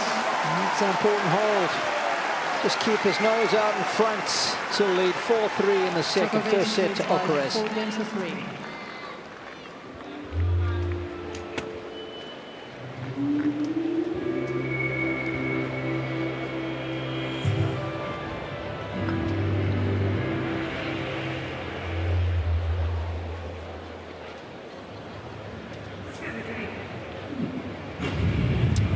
Well, Novak Djokovic is not 100% here, but he's hanging around. He's in all of his powers and skill set to stay competitive. He's got an opportunity here just to squeeze Alcaraz slightly in this service game. Spaniard coming out to serve 3-4. To fend off break points in his previous service game. Don't give up on Djokovic just yet, that's for sure. Time.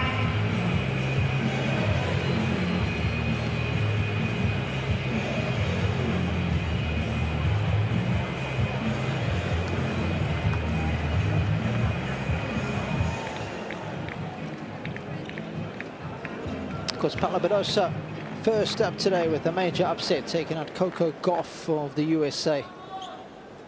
And Zverev and Tommy Paul entertained everybody here for Arina Zabalenka, and Anastasia Pavlyuchenkova had an absolute humdinger.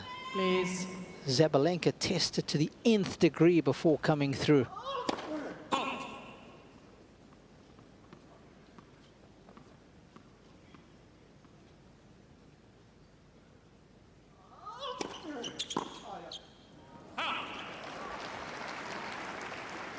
Love.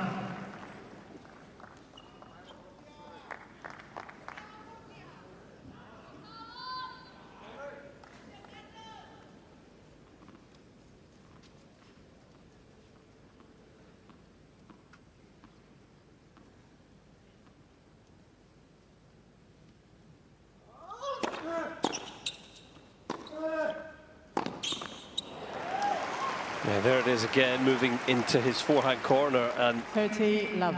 Playing a shot that really was going to be the end of the point one way or another. He had no interest in really recovering here.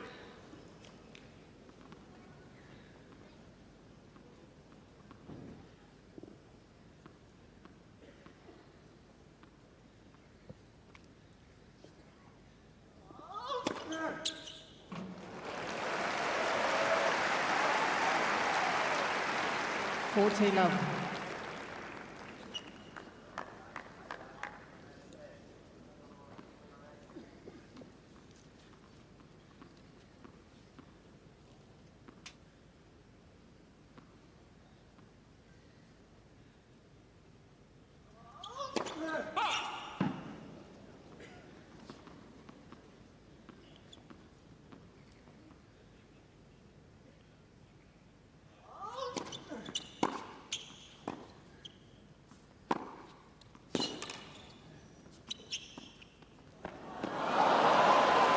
Cain Alcaraz.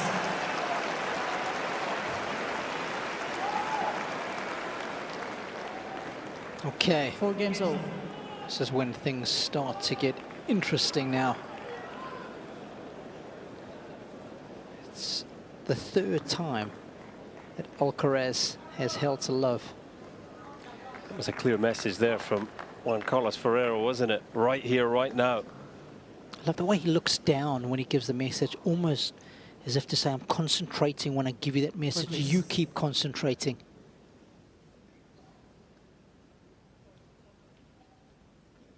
Well, concentration, focus. Sometimes not Alcaraz's strong point. Just a delay here as water bottle is taken off court. Not really sure. And maybe not feeling well, excuse me. So we... Thank you, ladies and gentlemen. That member of the ball crew is feeling better ASAP.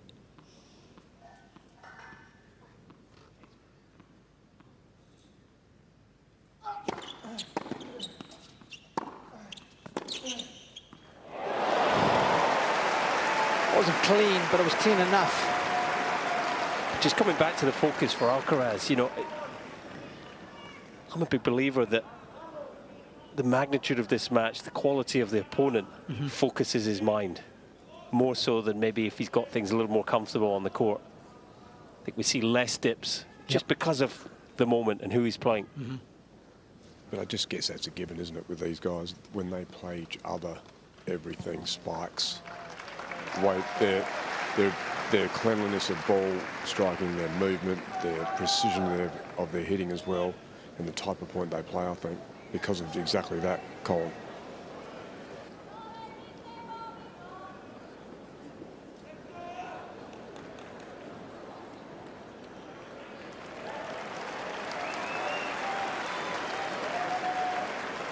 There's a lot of seagulls around. Love 15. I think we might have had a seagull deposit. That was quickly cleaned up.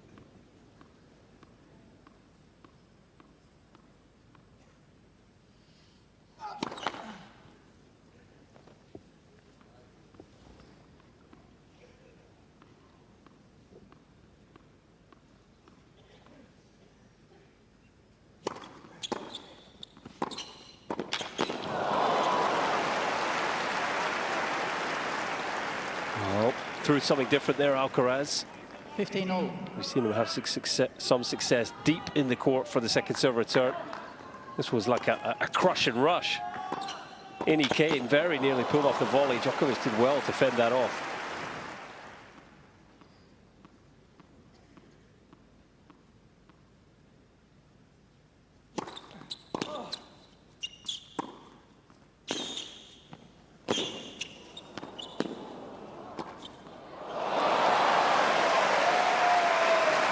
That was Rafter-esque.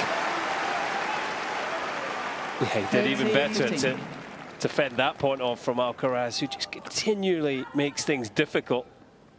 Very tough shot there from Djokovic, made to look relatively easy, but I can assure you it wasn't.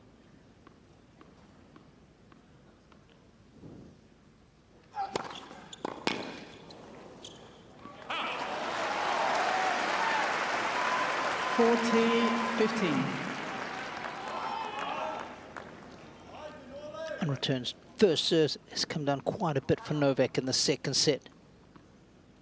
Was at 40% at one stage during the opening stands. It's down to 25 now.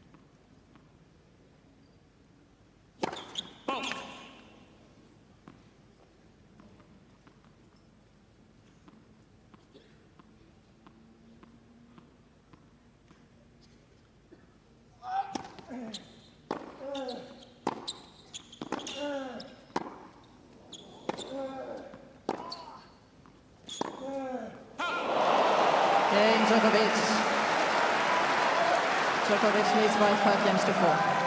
Oh, it's a strong hold from Novak. Didn't miss by much, but it was enough. That allows Djokovic to lead 5-4.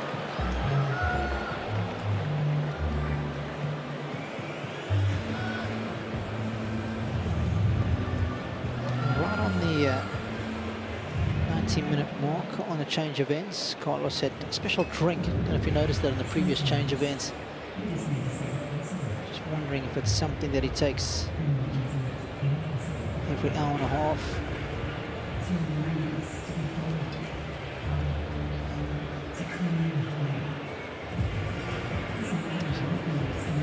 So just mix it with some of his water. Most all the players get a couple of those, don't they? He's got the different drinks there. I get lots of requests from back home, especially my daughter Grace. She loves the water bottles. I tell you, we've got a stellar collection, Colin.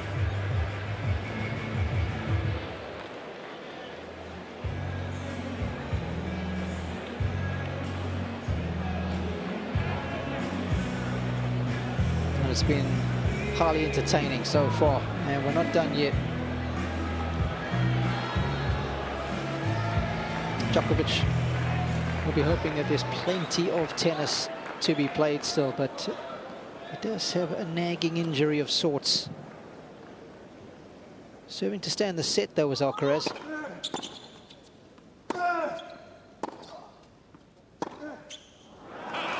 Wow, what's happened there, Rog? Love 15. Yeah, he just got a little anxious, didn't he? Didn't get his feet up to that ball at all. This is going to be a tricky game because I haven't seen any restriction with Novak's movement, and you can. Thank you. This is going to be a tough game for Alcaraz to get through.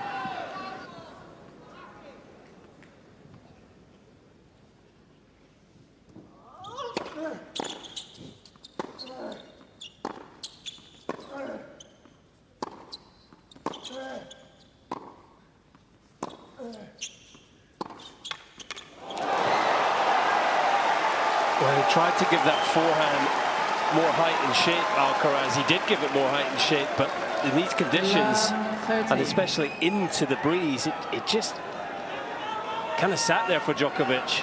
And didn't he take advantage? He's flushed this forehand.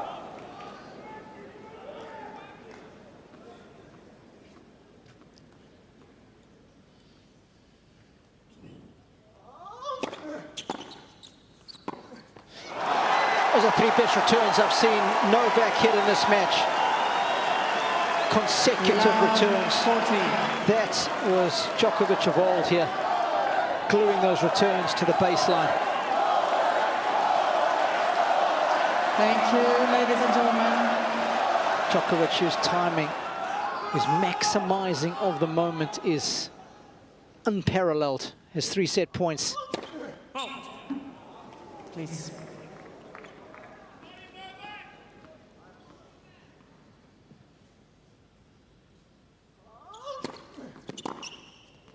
How do you like that?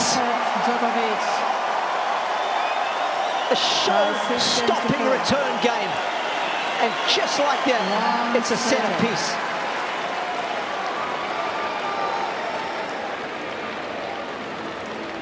Talk about taking a moment when it comes. Just steps in and crushes the second serve return. Djokovic, the master at just managing the scoreboard. He knows better than anyone that he doesn't have to win every point. Not every shot has to be perfect. I know he was broken back, but take care of your serve, keep yourself in front on the scoreboard, and eventually the pressure will build on your opponent and your moment will come. And when it did, he was able to take it. Look at the winners for Djokovic. I know Alcaraz 2 more there, 13-11, but Djokovic hit 3 winners in the first set, 11 in the second. He really upped the aggression. The bit of pain in the leg forced them to. And we've got a match on our hands here.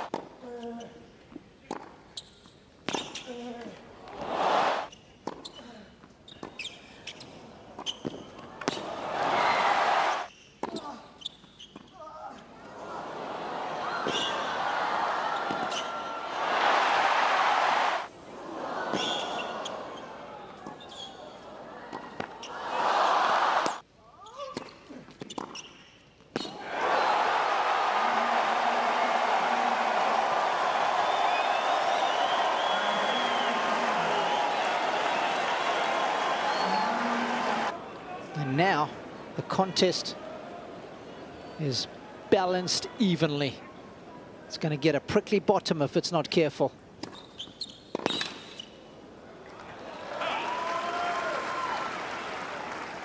Love.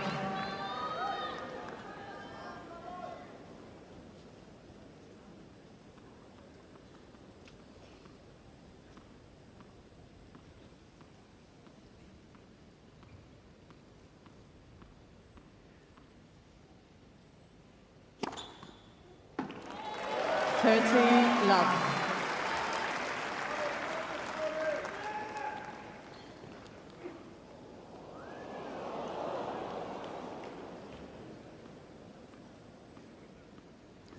Millimeters in, we're told.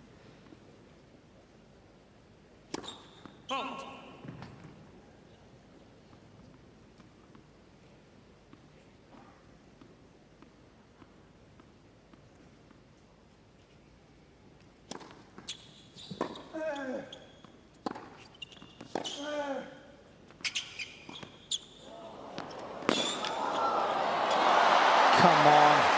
Come on. How has he gotten to that? 30-15. It's incredible speed, isn't it? And straight line speed. That was the thing with Djokovic going cross court there. It's ridiculous the way these guys cover a tennis court.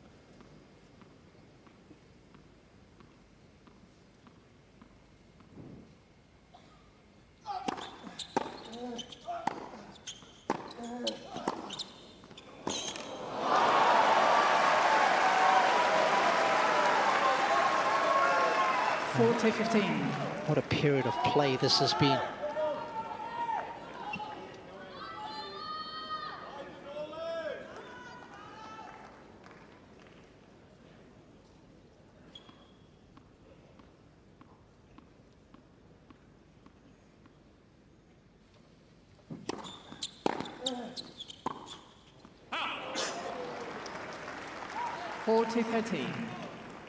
Just to keep this momentum going.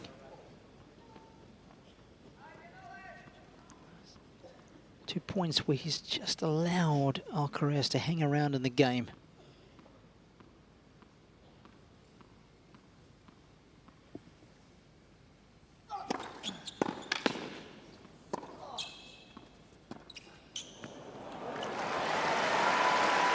And suddenly it's back to deuce. Use.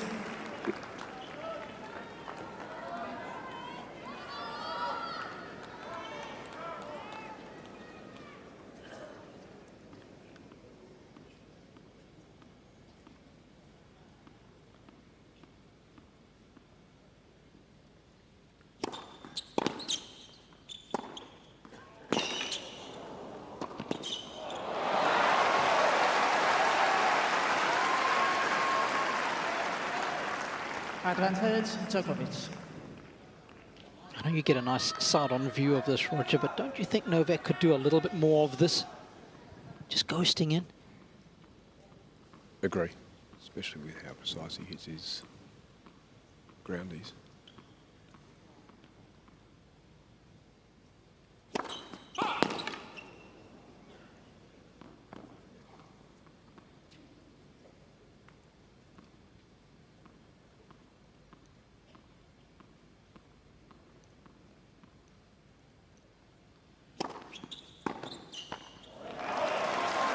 The precision is continuing. First game, third set.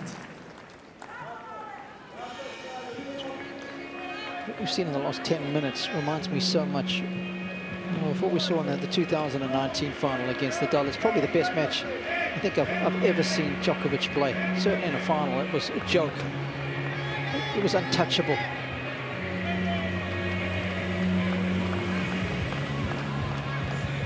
Milan Ivanovic, front left. Gebi Phil Gritch, his fitness trainer on the right, of course, long-time fitness trainer. He took a break and now he's back. Charlie Gomez Herrera sitting next to Andy. It's a big game coming here for Alcaraz, Robbie. Both the first two sets, Djokovic has served first, just as he's done here in the third, and both the first two sets, Alcaraz was broken in his opening service game.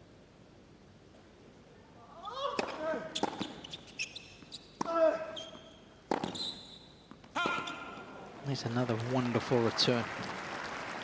15 love.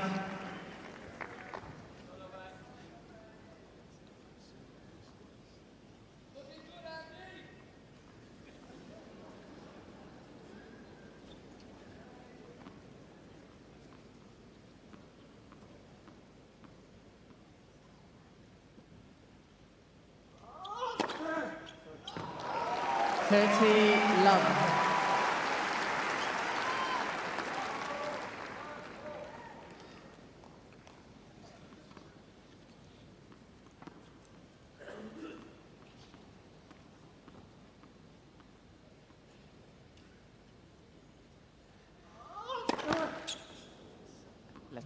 For service.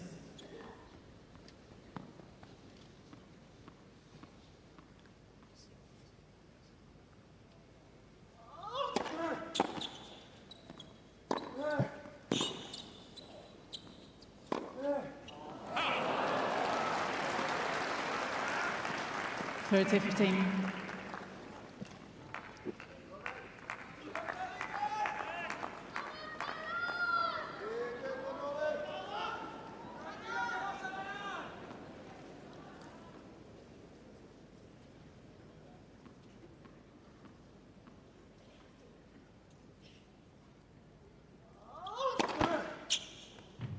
Fault.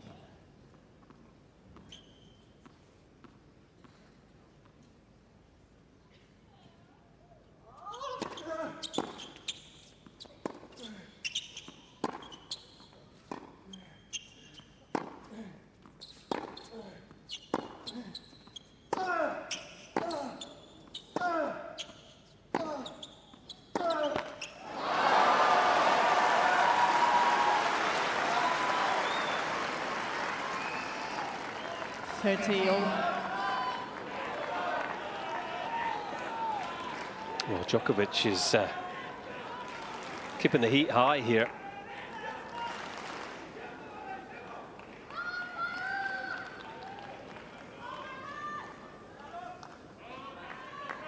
He's looking for 4 games in a row.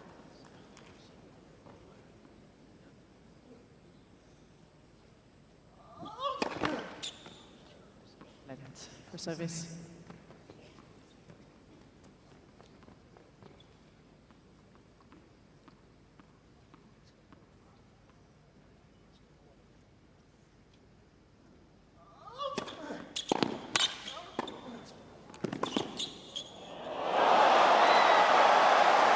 Pure perfection. Speaking of accuracy, Rog.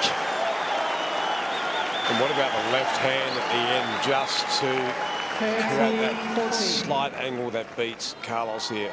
Nothing wrong with what Carlos did at this point. Maybe didn't get quite the direction he wanted on the approach, but still to be able to come up with that.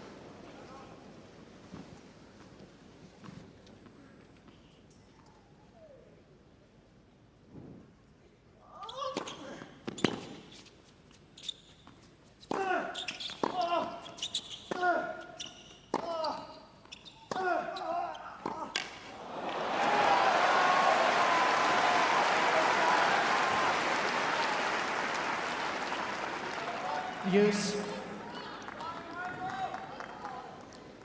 Back behind play, highly effective. It is to load all the weight on that left leg of Novak's.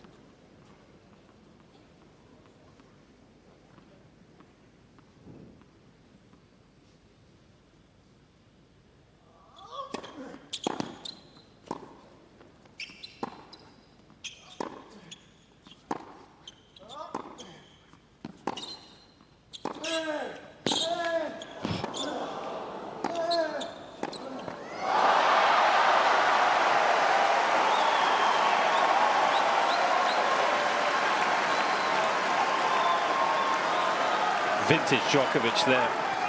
Alcaraz thought he'd hit a good backhand cross court, and Djokovic returned it with interest.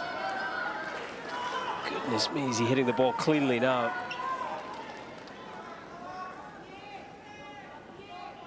Thank you.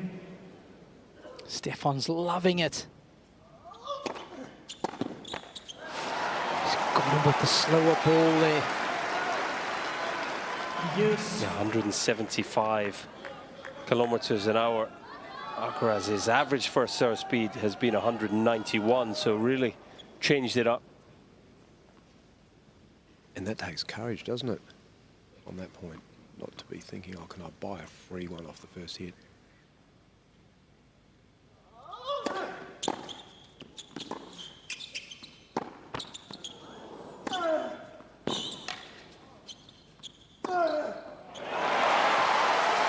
That's the play, isn't it? The quad squad enjoyed it. Advantage Alcaraz.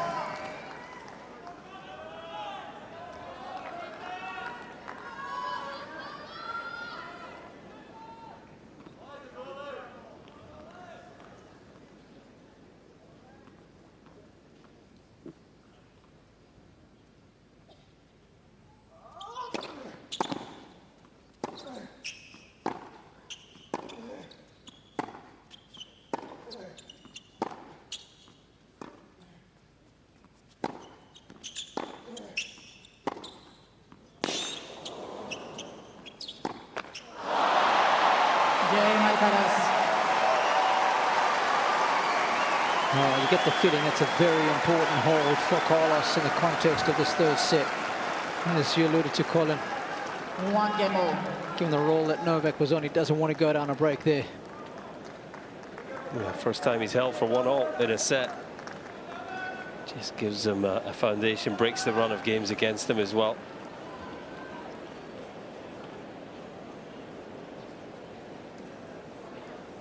Just get the feeling that Novak is finding the length in his returns.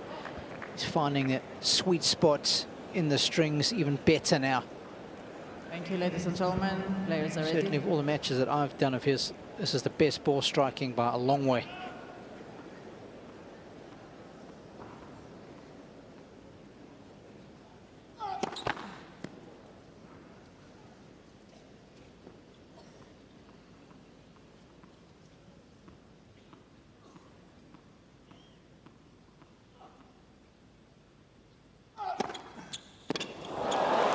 Oh, that's filthy. I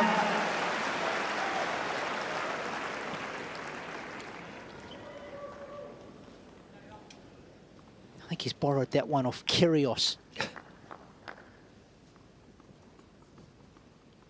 They're best buddies now.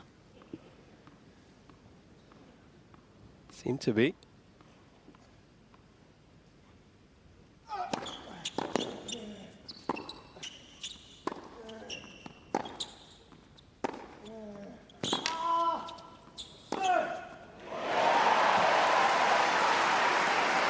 I'm a big fan of the big second serve. You know, just scattered into your variation. Anything that just keeps the returner guessing. And then I'm with you, Robbie. I think every second serve return for Carlos, he should be back. 100%. 100%. So much more damaging from back there, I think he can be.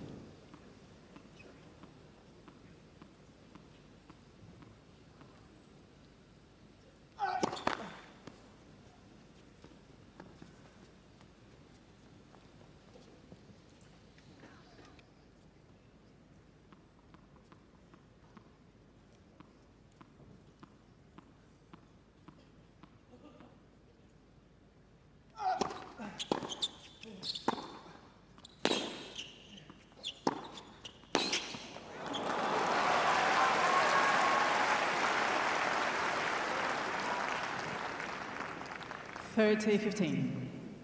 He is middling the ball at the moment, Djokovic.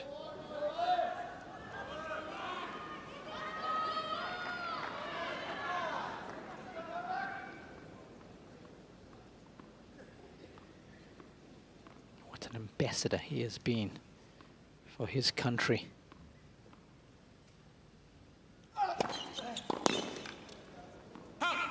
And fiercely protective of his own people. 40-15. Clearly evident this week, of course.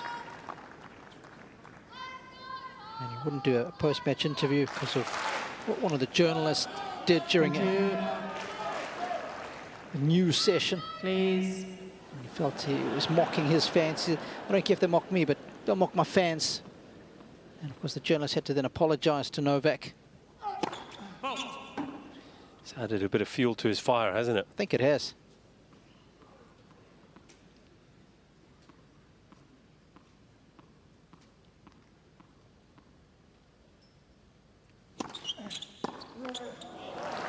Novak wasn't having any of it. A very principled individual. Djokovic leads by 2 games to 1. And he leads 2-1 in this third set.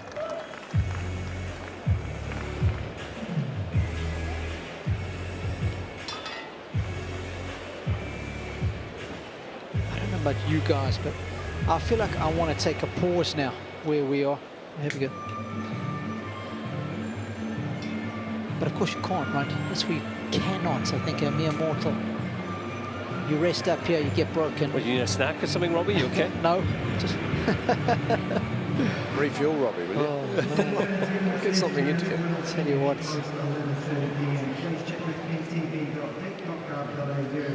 Well, we can just have a look here as the players change ends at the Alcaraz serve placement. And there's no doubt Djokovic is returning very well now, but Alcaraz's first serve percentage is healthy for the match, 72%, but the accuracy could still be better. A little bit scattergun with the placement there. Yeah, and I think that's why he's struggling behind the first serve effectiveness in the second set.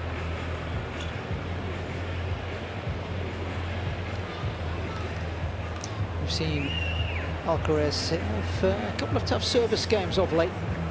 Serve doesn't quite have the accuracy, it's not as deep in the box. And if you have a look at the opening set, he was winning 76% of the points behind his first serve. Second set, only 67. And I think that accuracy is starting to hurt him now, Colin. It's not accurate enough.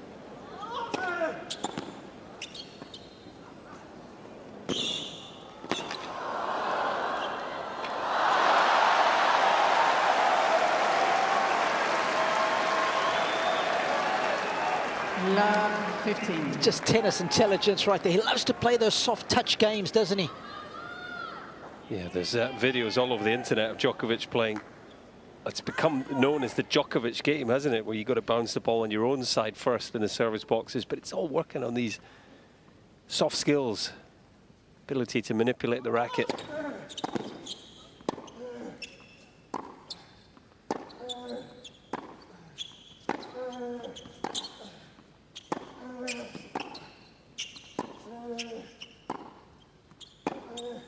He's coming after the Alcaraz serve again here.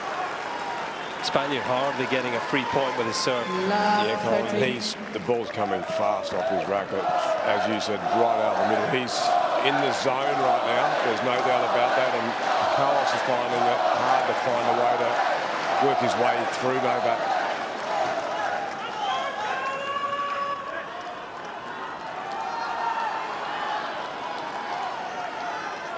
Love the way he's standing. He's been in that position, ready to return. He looks about 10 foot tall right now. Time violation, warning, Alcaraz.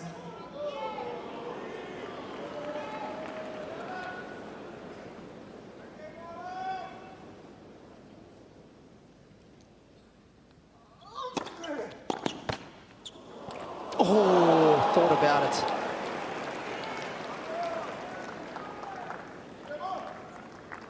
And obviously Carlos sensing the moment there. 15-30. Just trying to take a little bit of extra time, but of course, rightly getting time violation. Eva Esdaraki more on it. Got to be fair to both players. Thank you. Momentum is with Novak.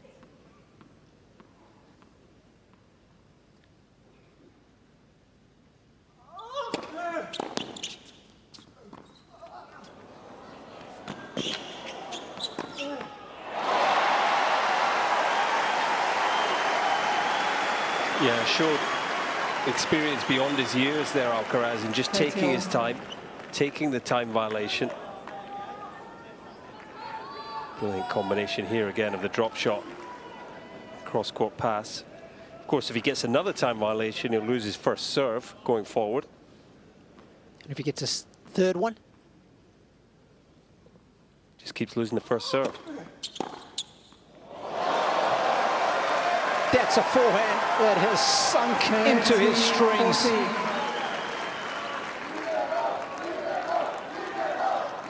I can tell you now that Alcaraz has faced break points in 3 of his last 4 service games now. It's going back to the second set.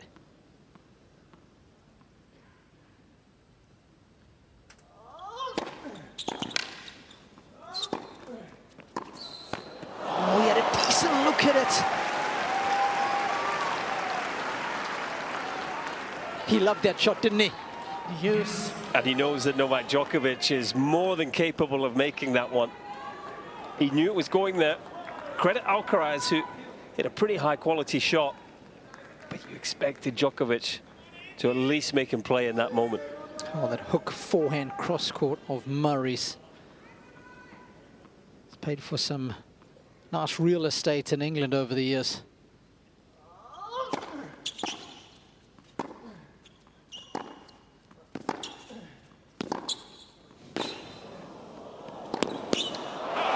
That's a joke of a forehand.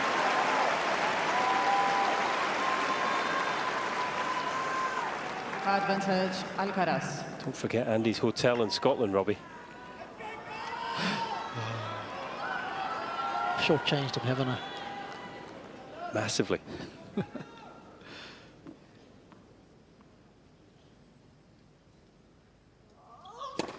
Left for service.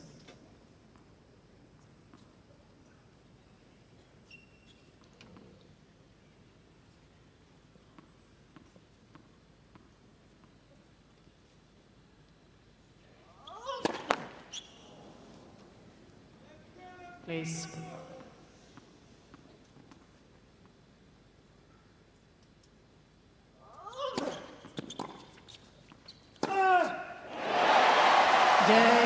Alcaraz.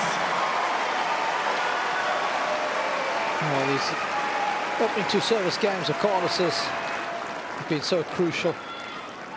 2 games all. The very best. They just find a way, don't they? Yeah, these are 2 very tough holds of serve, significant holds of serve. It's not just about the highlight reel and hitting winner, it's between the ears as well. And this guy has shown real character early in this third set.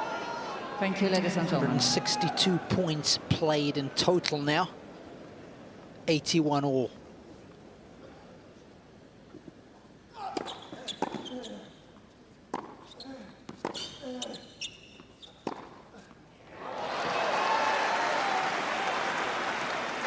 And for Carlos, you just can't get ahead of the 15-11. count, can he? You can't buy that first point to create a little bit of tension on the Novak serve at the moment.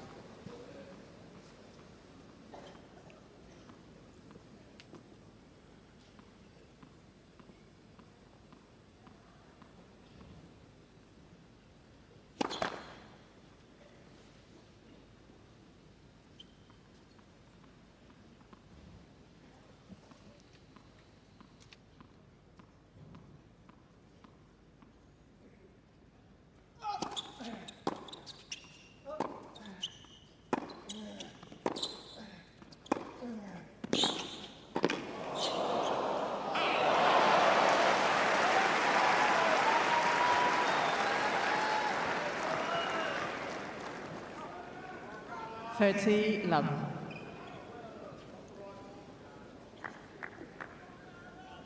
Oh, he's given the fake there. Saw a few of those in the Legends match a little earlier today. Alcaraz taking matters into his own hands there with the crowd. I think it's one of his supporters because he just, por favor, asking for quiet please in Spanish.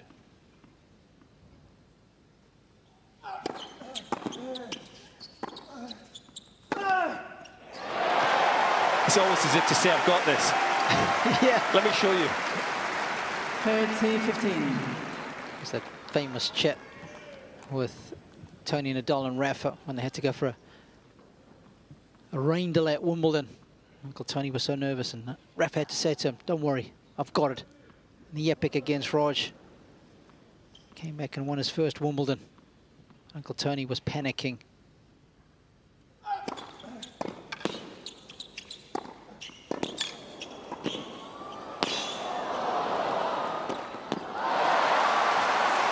Oh, Djokovic is in full flow.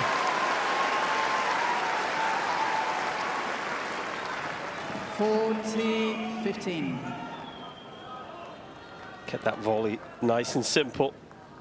Did just enough to keep control of the point. He's become so effective, hasn't he, at the net? Yep. Throughout the course of his career.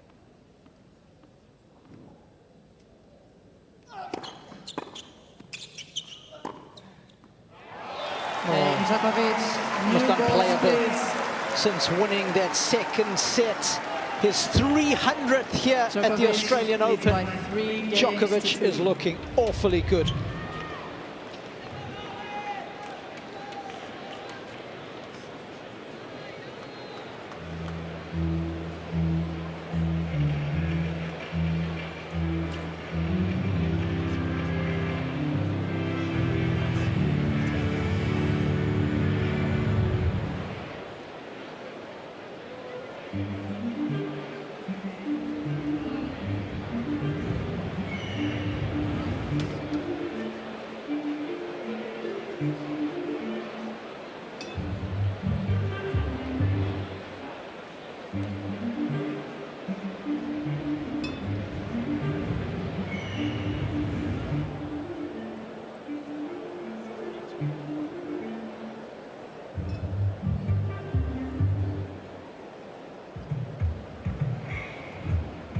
Time.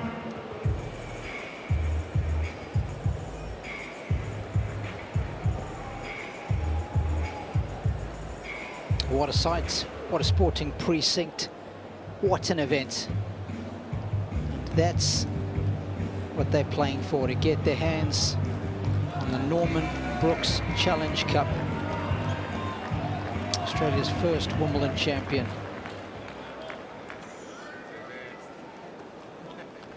Alongside Rafael Nadal. This man is going to need some wizardry this evening, no question about that, if he wants to get by Djokovic.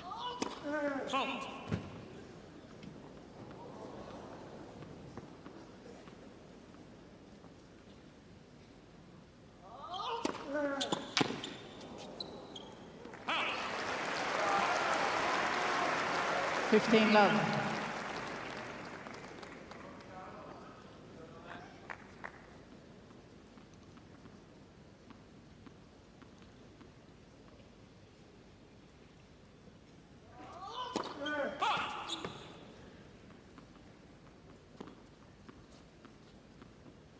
What is?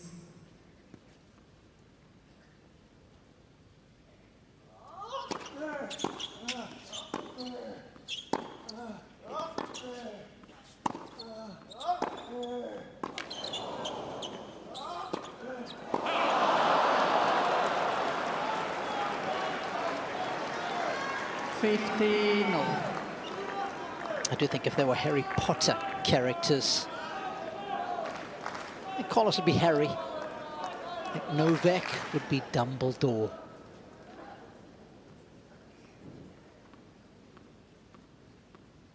What a tennis nation.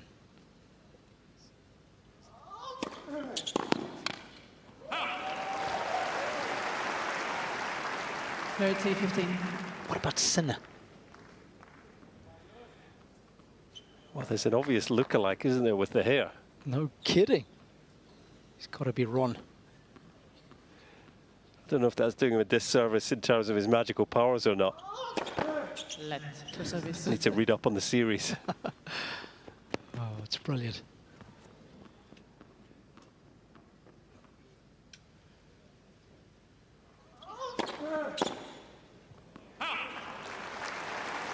He needs a few of those, Alcaraz. Yep. Some unreturned serves. He needs some oxygen in this match. A couple of more comfortable holds. Thank you.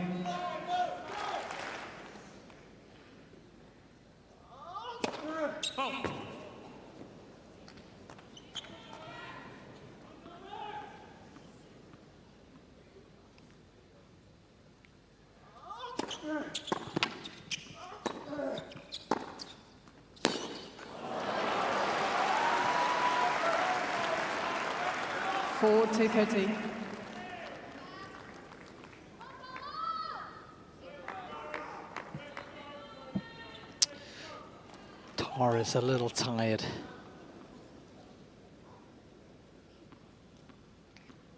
Just past 11:30 local time.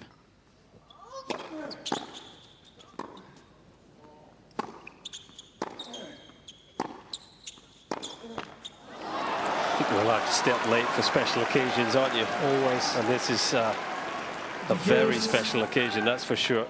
Just when you thought Alcaraz was going to hold with an element of comfort, he's pegged back to juice here.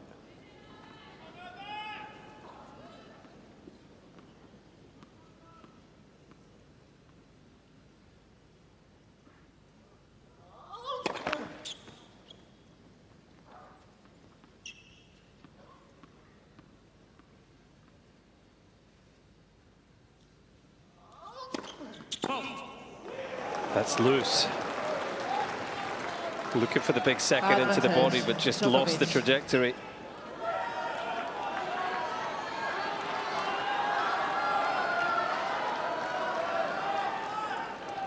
It's now 5 out of his last 6 service games, including this one that Alcaraz has faced break points.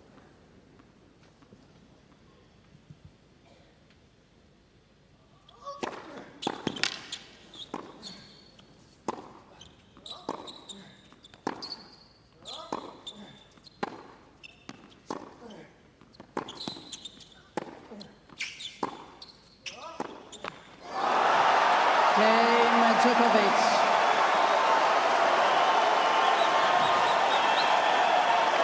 Glorious choreography of how he has played this game for nearly 2 decades. By 4 games to 2. Just goes into lockdown mode.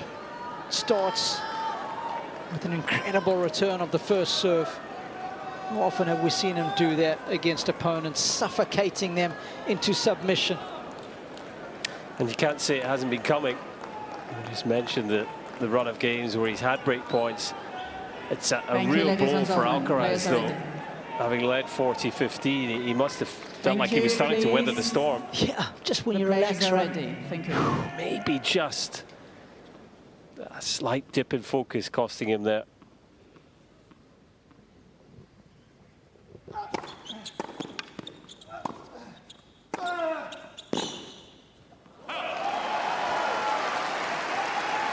Love 15.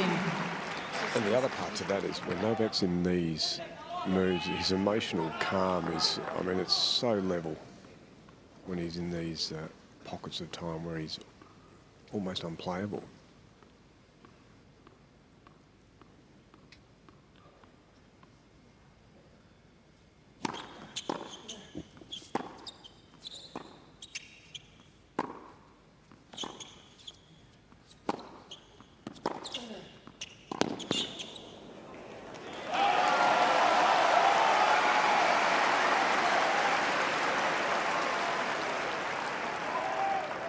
I think, Roger, I would argue that he practices his mental training more than most.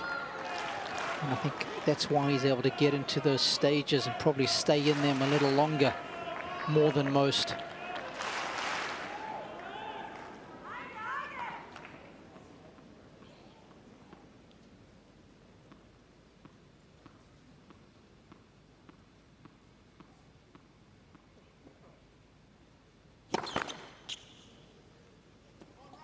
Please.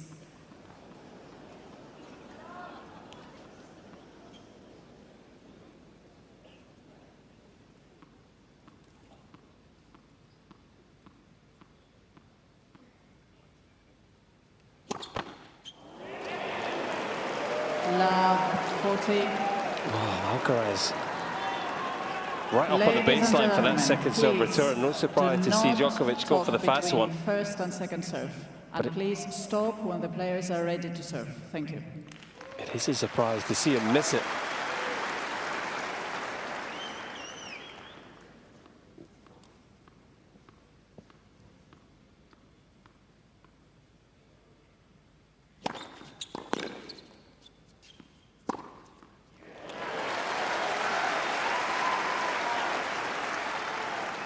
Fifteen, 40.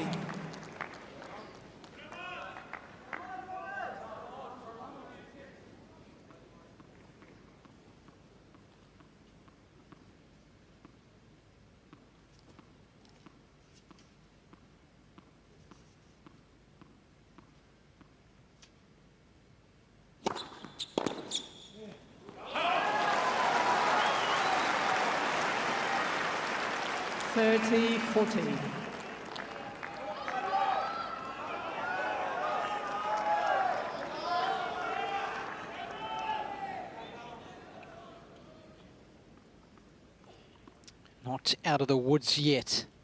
2 saved, 1 remaining.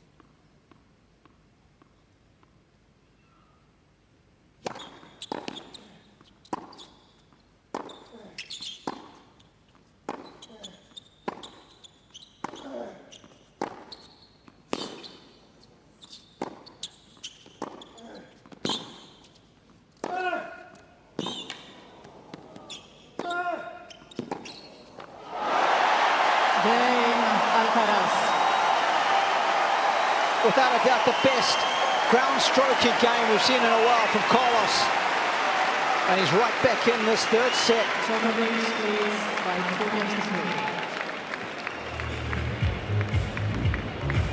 Oh, what a twist there. Almost like a bit of frustration, almost anger. The first couple of points really let some forehands go. And all of a sudden, we're back on serve in this 3rd set.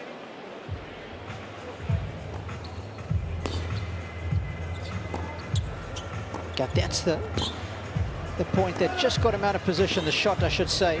Before down the line, he wasn't sure if he was coming in or not, Djokovic. And from then on in the rally, he was just half a step behind. Couldn't play catch-up.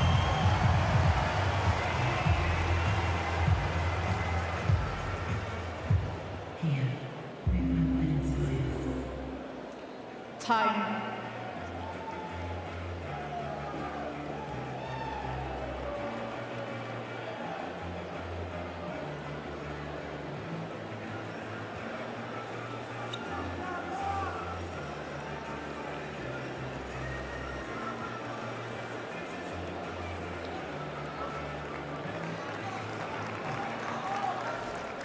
That was in the change of ends. Novak having some words with Eva Ezderakimwa.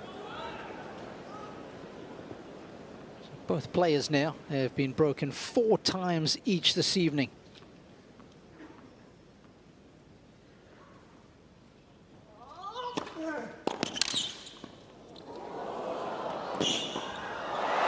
Oh, he's missed it. And just to put that into context, coming into the quarterfinals, 15. Alcaraz was broken 3 times, Djokovic 5 times.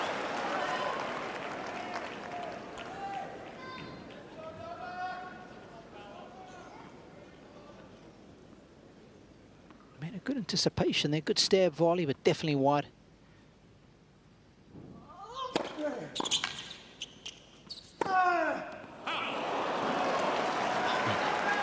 Come on. How's that return? Love 13. It's the depth, isn't it, that forces Alcaraz to take some real risk on the forehand.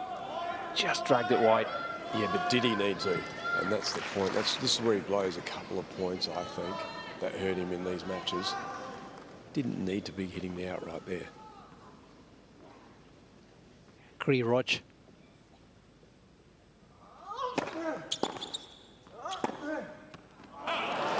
And again.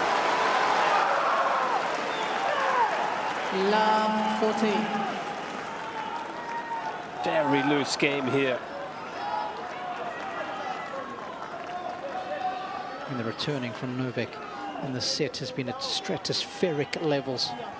When he's got his racket on the ball, first and second serves, he's only missed 3 returns this entire set. Thank you.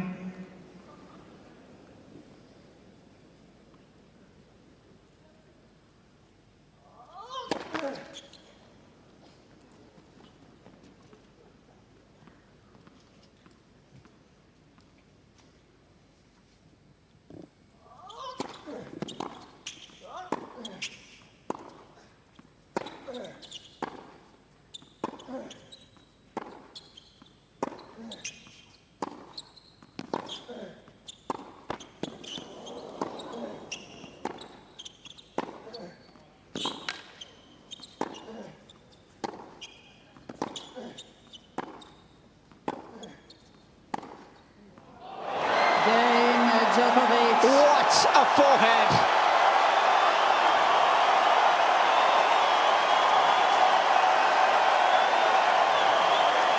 There's the ticket to the party.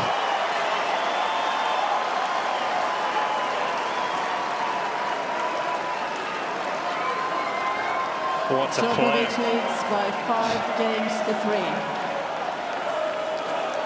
The depth is back, and it's back in a big way.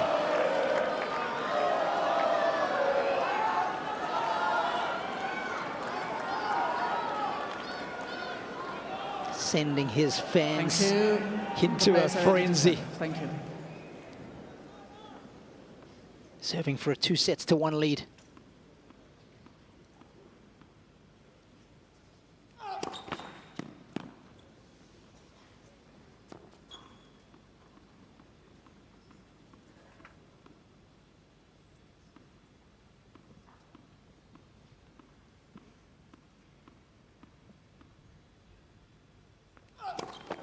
Let second service.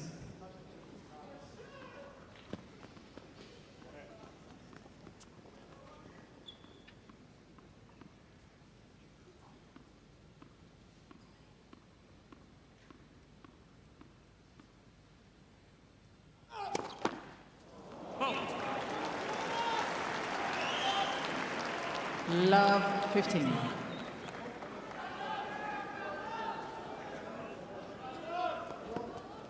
I tell you, playing on a hard court,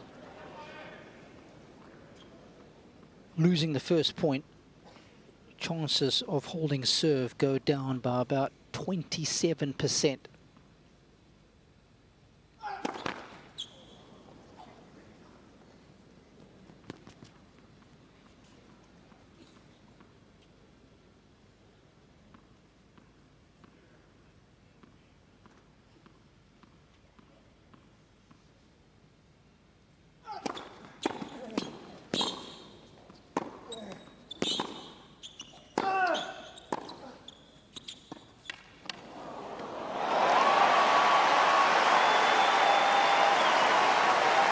What a magnificent change of pace. You just don't know what's coming Love next, do you? 13. Such a loose service game. Okay, Djokovic, an outstanding final point to break. And then all of a sudden, just a moment of brilliance again. Rare occasion we've seen the backhand drop shot tonight. Vast majority have been on the forehand.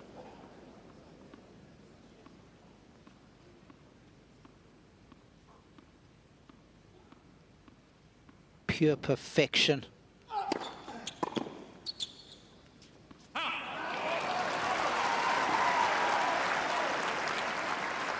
Fifteen 13.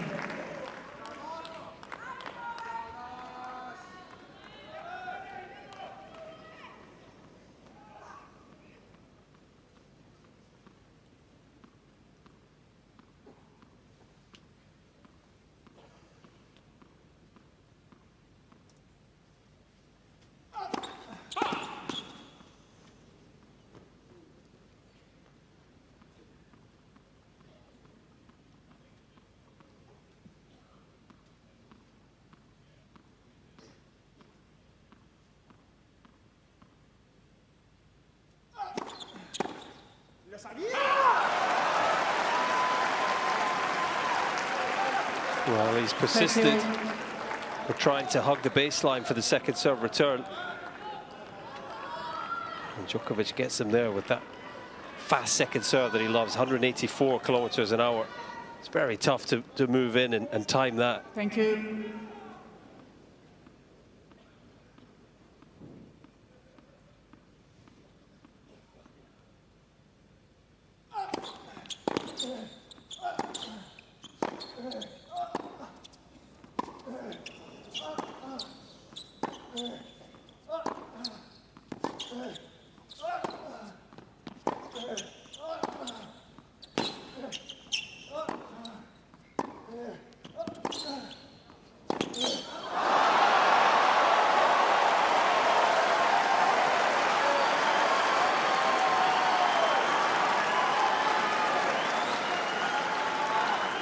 He's just so plugged in right now.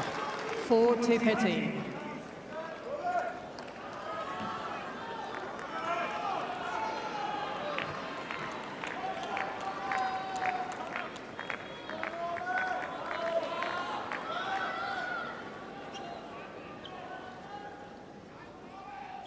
Set point for Djokovic. to take a 2-1 lead.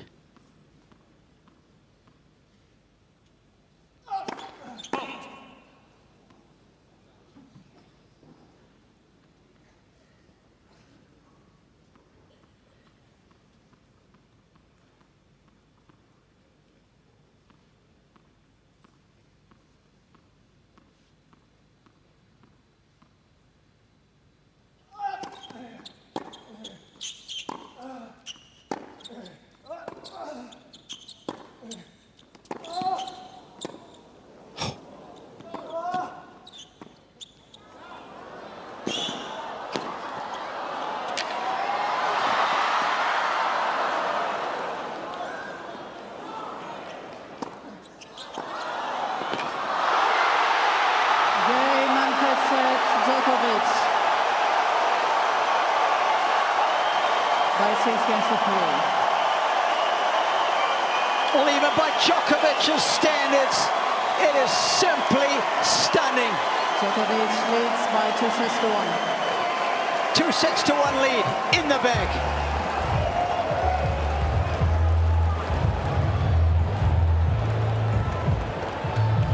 Djokovic is loving this. He's up at a bottle of vintage, and he's orchestrating this crowd after the controversy of recent days as well, almost pointing as if to say, this is for all of you, this masterclass that I'm putting on. And I think Alcaraz started to cramp at the end of that point. Yeah, he looked like he's feeling some discomfort, didn't he? Yeah. He was almost looking across the net in admiration at what Djokovic produced there. Look at the second serve points won. Huge differential there. Djokovic winning 64% despite a couple of double faults. Alcaraz just 29. He is really struggling to defend his second serve in the first set, where Djokovic has hit more winners than the Spaniard.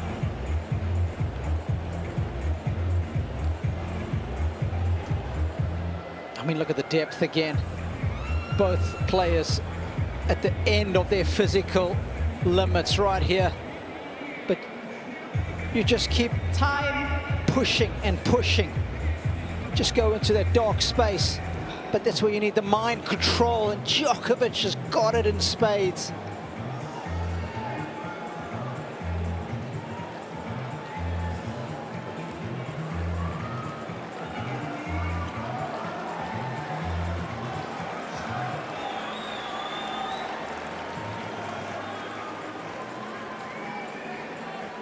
What a way to win set.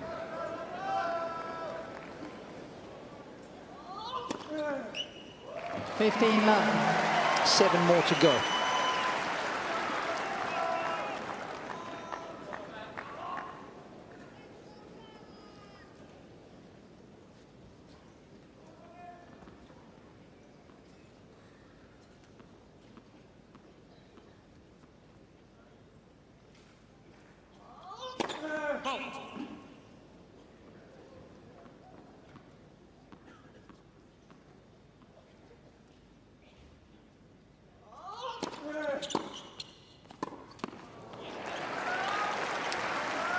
Some of them carry on, Rog. 15 all. Interesting to see with Alcaraz, but you did get some cramp at the end of that, during that last point. To see whether there's any, whether that flares or that was just a split moment.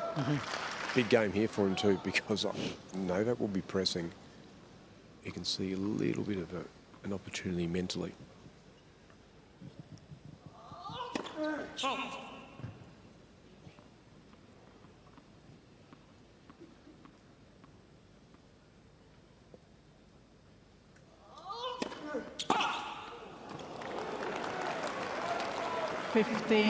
And that third set, it was actually fairly convincing, I felt, for Djokovic. He was well on top. Just one service game where Alcaraz sort of came out swinging, broke back for 4-3. But other than that, it was just Djokovic holding pretty well. Relentless pressure on the Alcaraz serve. He was well on top.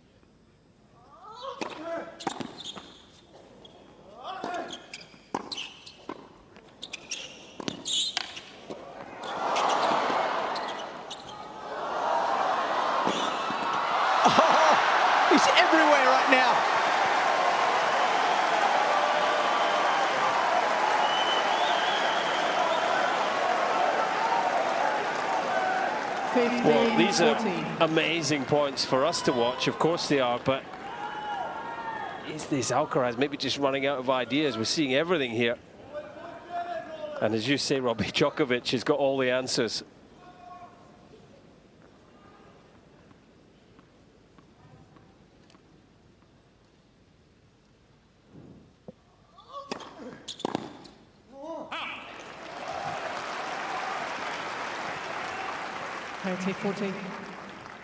That might be only the fourth or fifth, by my calculation, return that he's missed since the start of the third set. That's how good it's been. He's still got one more chance here.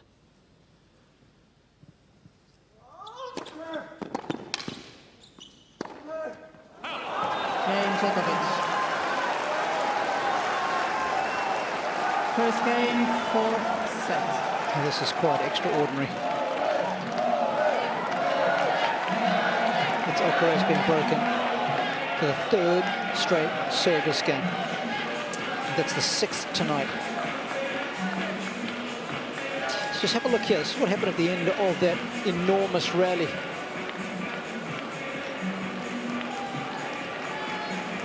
Yeah, he sat down and then had to quickly get up again because I think there was a bit of cramp. Looks like in the right leg, the right hip area.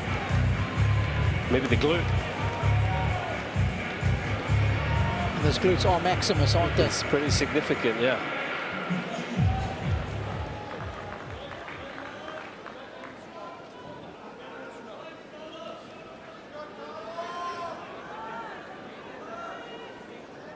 Thank you, ladies and gentlemen. Please.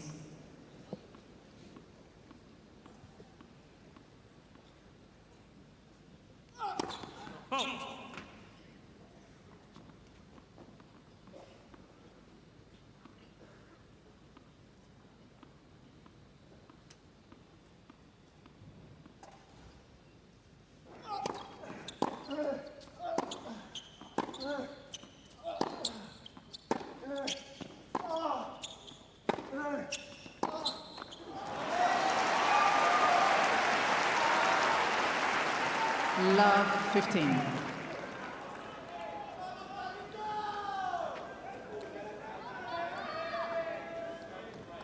think this is where we could see Alcaraz now really starting to unload on everything.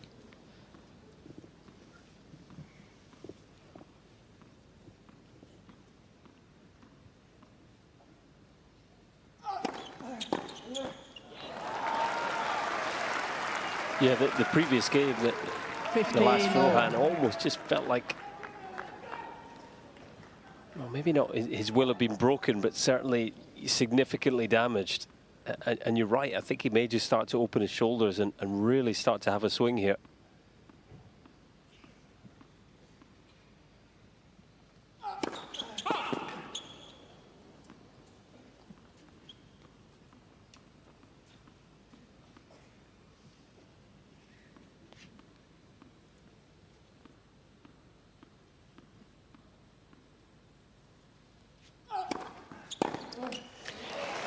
And that can happen when a player is 30, 15. struggling behind in a match like this, and you're almost sort of just letting go of the outcome for a while and just saying, I'm going to have a swing here. This feels like it's going against me anyway, so I might as well throw caution to the wind and see what can happen. 2-1, breakdown. He's got to find something, Alcaraz.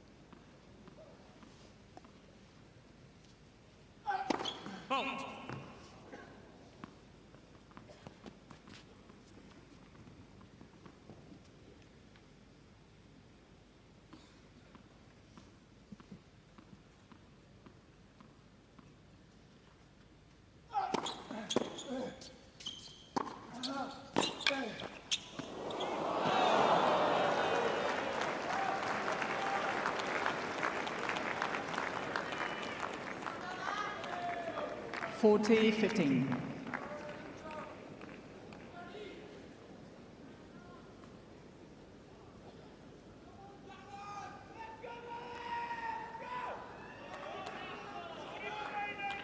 Thank you.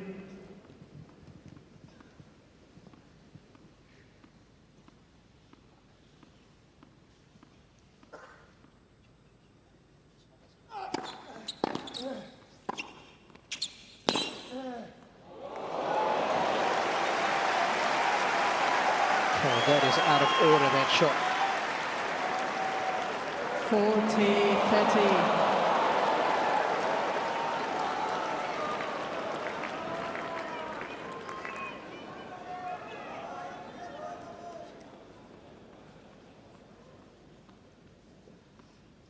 Exquisite. What a view.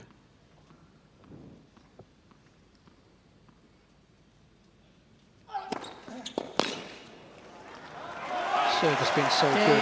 Djokovic. So good in the last decade or so. It's one of the reasons that Djokovic he's been able to go leads so by 2 deep games to at love. so many of these majors. And if he's able to win tonight, it'll be the 50th Grand Slam semi-final, which will be the most amongst the men in the singles category. It was Roger at 46.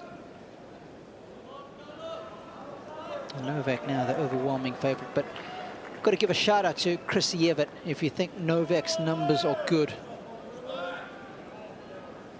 Chris Evert participated in 56 majors in her career. She made the semi-finals or better in 52 of them. That's just a joke, isn't it? All but 4 in her career. 15 love. She doesn't make the semi-finals or better. Yeah, I'm not sure those numbers will ever be beaten. We often forget some of the numbers she posted on clay. She was an absolute warrior, a maven.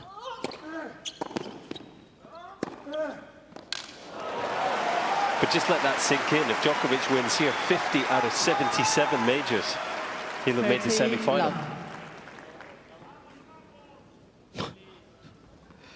It's mind-boggling, isn't it? Of course, he's going for his Please. 25th Grand Slam title.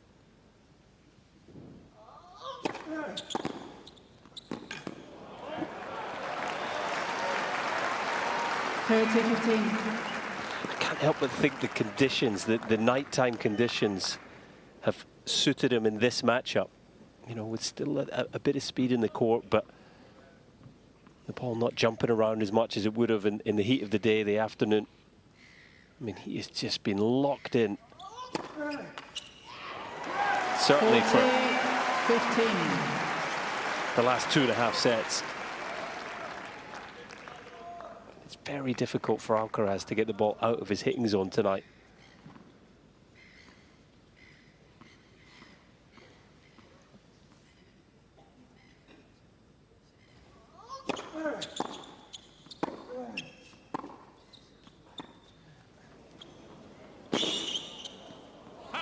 That's the first one he's got wrong. Cain Alcaraz. But he won't mind, Djokovic because he leads by 2 games sets to 1 and a break in the 4th.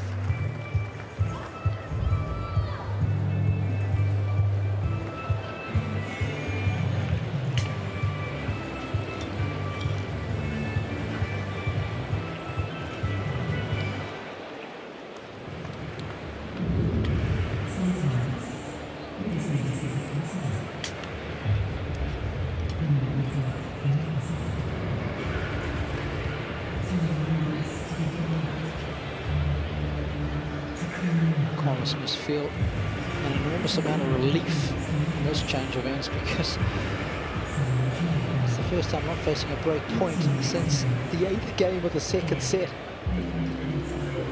Talk about hard work. That's so draining, isn't it? Tie.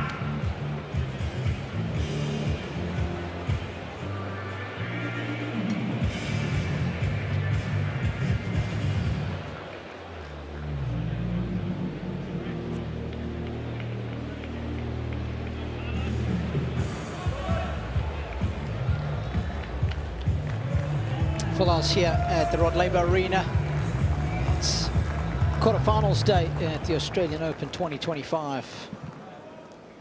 And Please. what a few matches we have had today. Highly entertaining contests all around.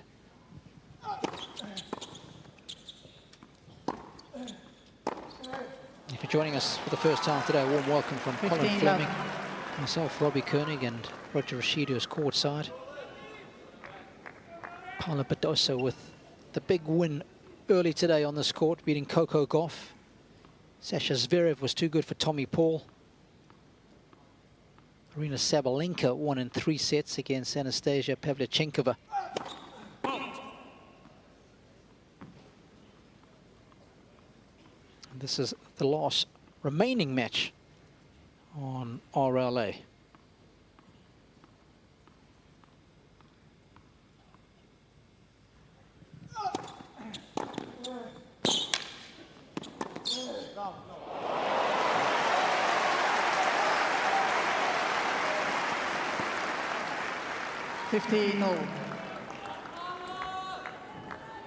So the winner of this one will take on Sasha Zverev.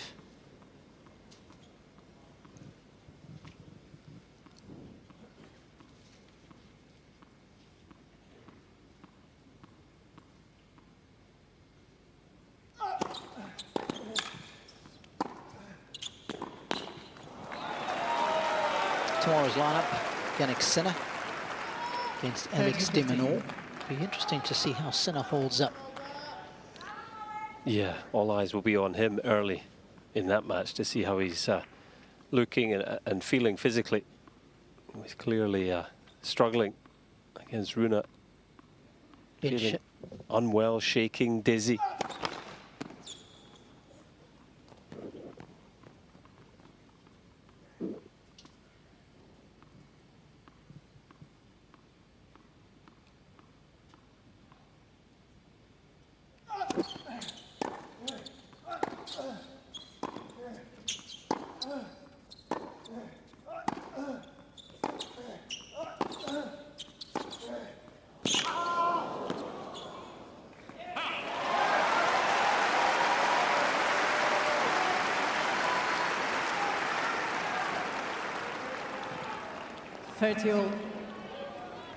Of course, in the other quarterfinal tomorrow, Ben Shelton will take on Lorenzo Sonego.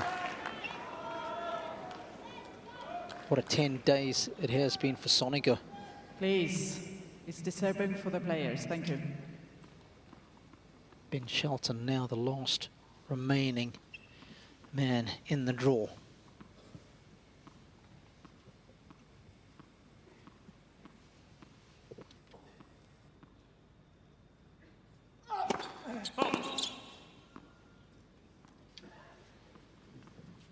American man.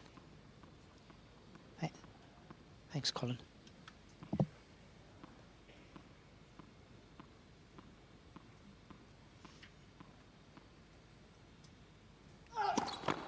Of course, the Americans started with the most number of time with the Aussies. 14 of them started.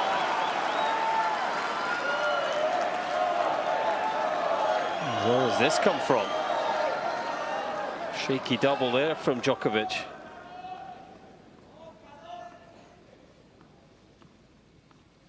Just the third in the match.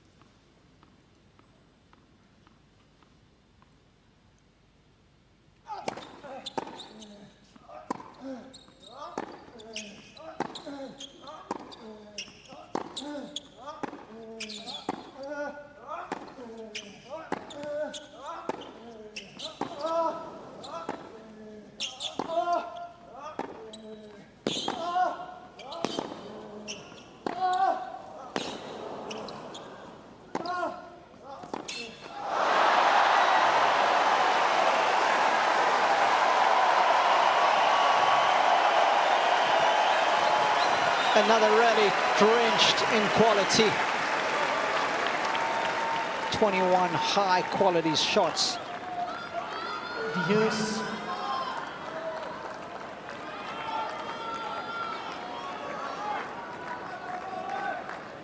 Ball striking of the very highest order from both men.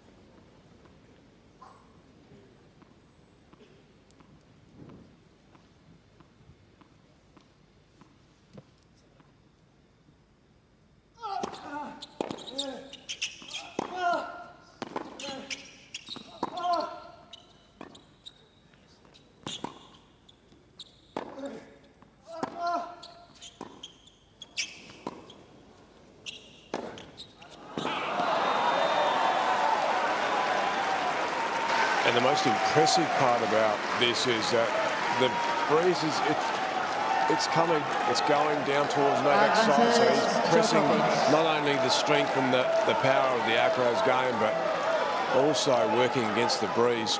I'm not sure if you guys have been on this court when it's a little windy. It's tough down there. So this is extremely impressive from Novak.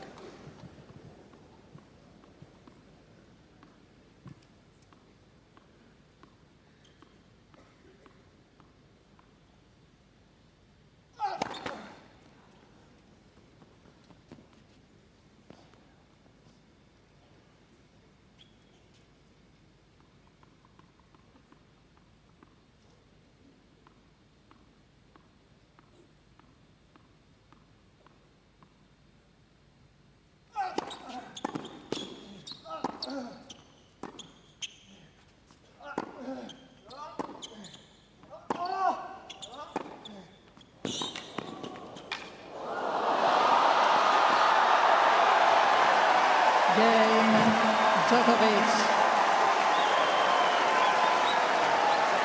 Novak almost laughing towards his camp. How have I made that? Everything's going my way now. But for me, that's just the most brilliant shot. I think he deliberately gives that a bit of air over the backhand wing, knowing that Alcaraz was coming forward, knowing that that would make life difficult for him. Alcaraz hesitated, left it, and not even he could recover. Yeah, I think you're bang on. If he gives him that ball sort of between waist and shoulder height, I think he moves across and crunches a volley. Thank you, ladies and gentlemen. Yeah, maybe he's looking at Andy. That's one of your shots there. One of those ones that you hustle back into play. Borrowed that one from you. Please, sir.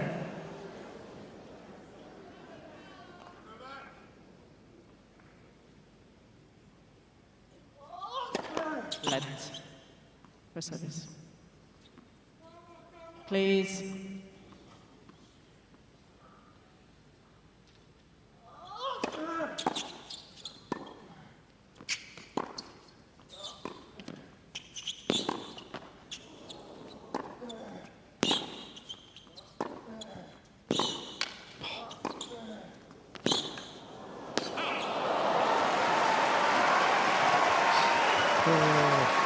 It's like PlayStation tennis. Bing, bing.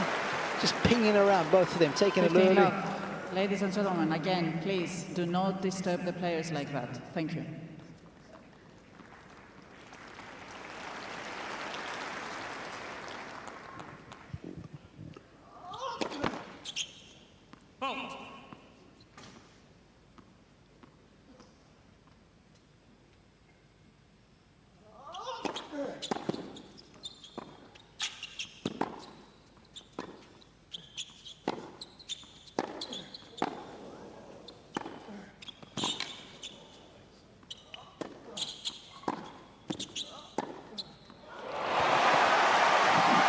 Alcaraz has wrestled the joystick from Djokovic. I'm taking control now for a while. 30 love. Yet Novak guessing every which way in this rally.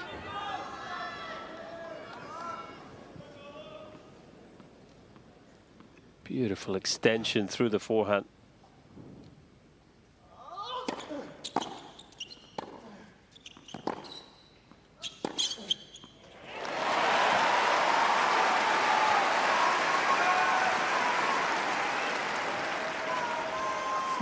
Love.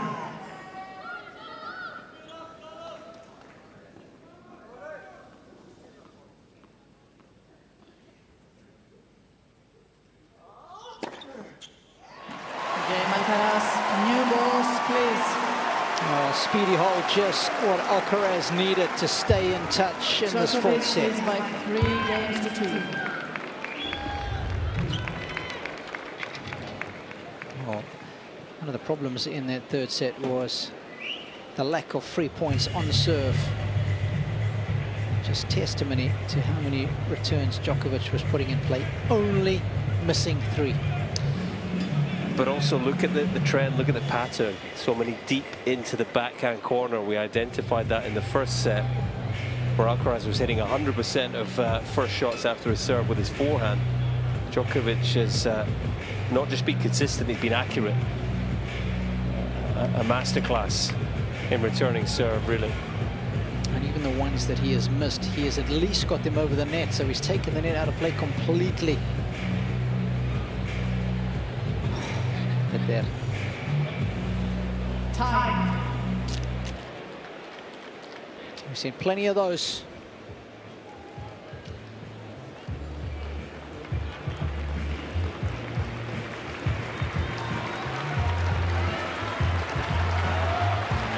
Almost 3 hours in the making.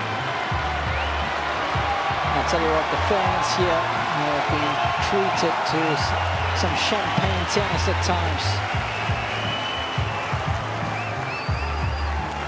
Most of it has been coming from Novak. He's been striking early in the sets. Just trying to maintain his lead here. He's got some new balls. Serving with the wind at his back.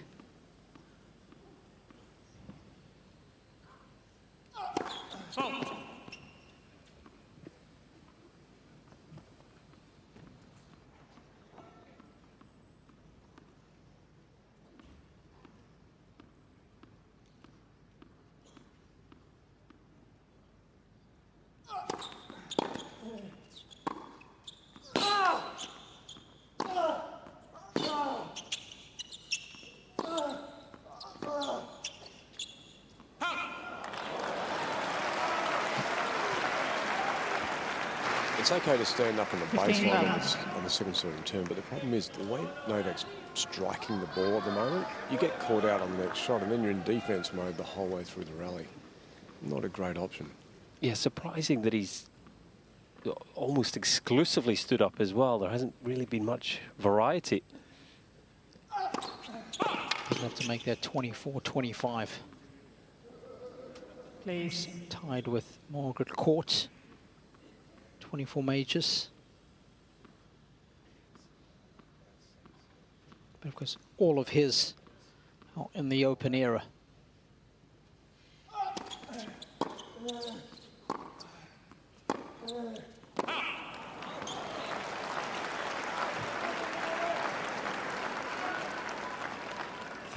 Love.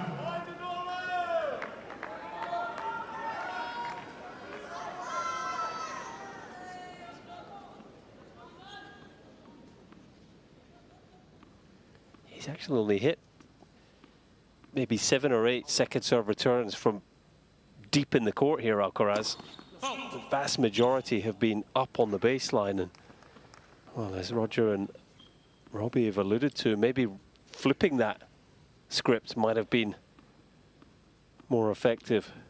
It's easy with hindsight, but the vast majority deep. And then the change-up being moving up onto the baseline in certain moments.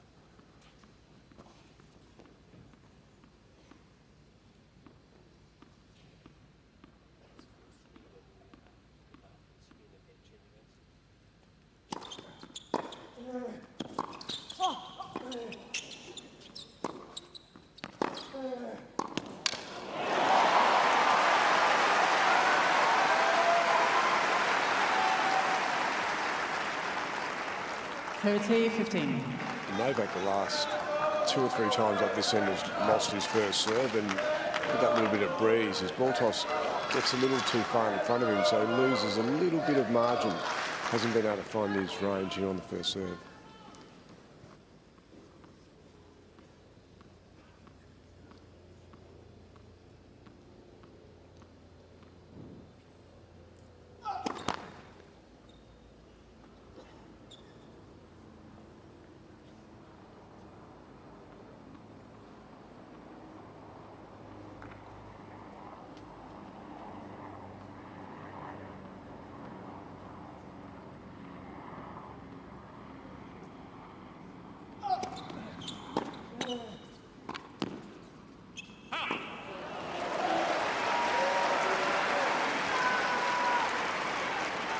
That first serve was definitely too far in front, as Roger said.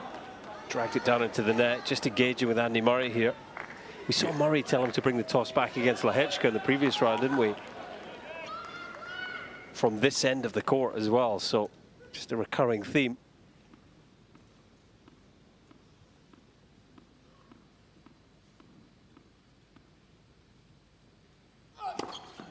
Much better toss there. Able to go up and attack the serve, get the net clearance.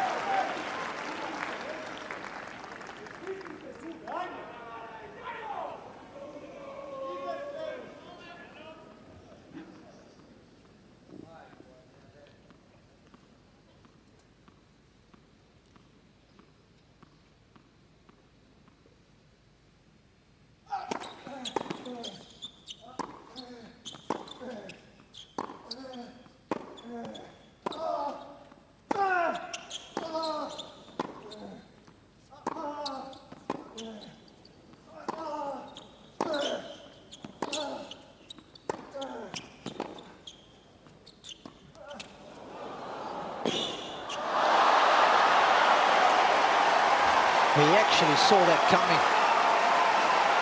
Yeah, he was on his bike before Alcaraz hit the drop shot. But a rare occurrence when he couldn't find the right shot in the big moment. Just watch how quickly Djokovic starts spinning forward here, just before Alcaraz hits his drop shot.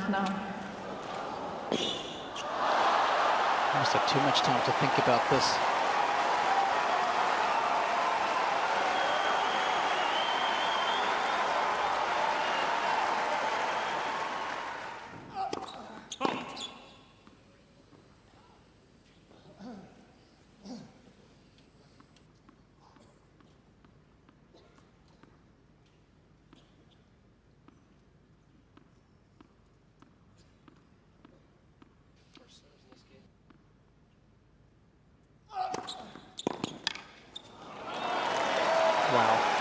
Wow. What a time to produce a second serve of that quality. Astonishing. Advantage, Djokovic. There's lots of guys who hit quick first serves, but it's the accuracy you've highlighted on many occasions, Rog. It's just precision. I think he maybe, is there a bit of cramp? He just... Please. Interesting. Let's just keep an eye on it. He was walking gingerly up to that, to receive the ball and up to that line, Robbie. Okay.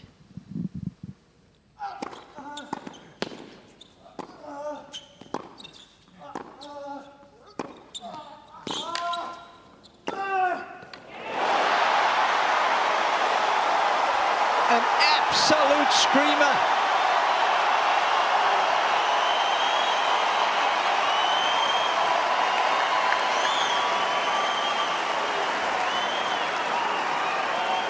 And Alcaraz wants this Rod Laver Arena crowd back on his side.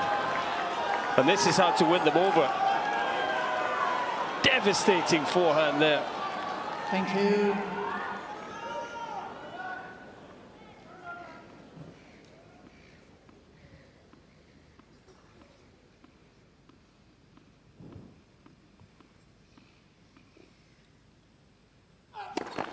Let for service.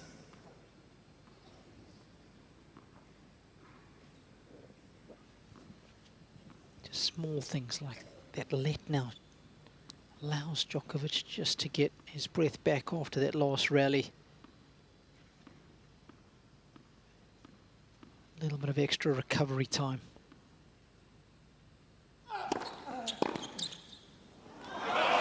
Talk about small nuances making such a big difference. Advantage, Djokovic. We saw it in the Sinner match as well, right? Getting a second reprieve when the little net hook snapped. Allowed him more time to recover. That took about 15 minutes to finally fix. No way. How often you see dead leg cords like that? Well, could that be a point and a big slice of luck for Alcaraz that we'll look back upon?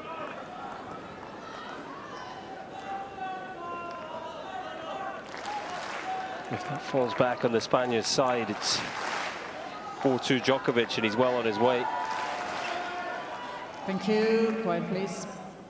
Yeah. And again, he's had some stern words with his camp. And obviously, Juan Carlos, I think it's all about the return of serve.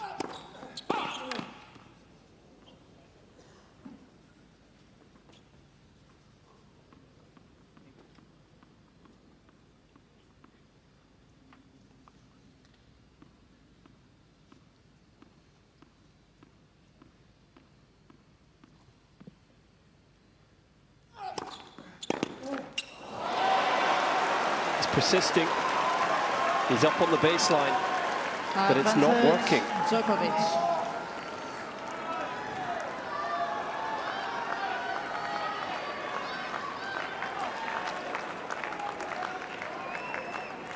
In many ways tonight, the biggest difference between the two has been serve and return.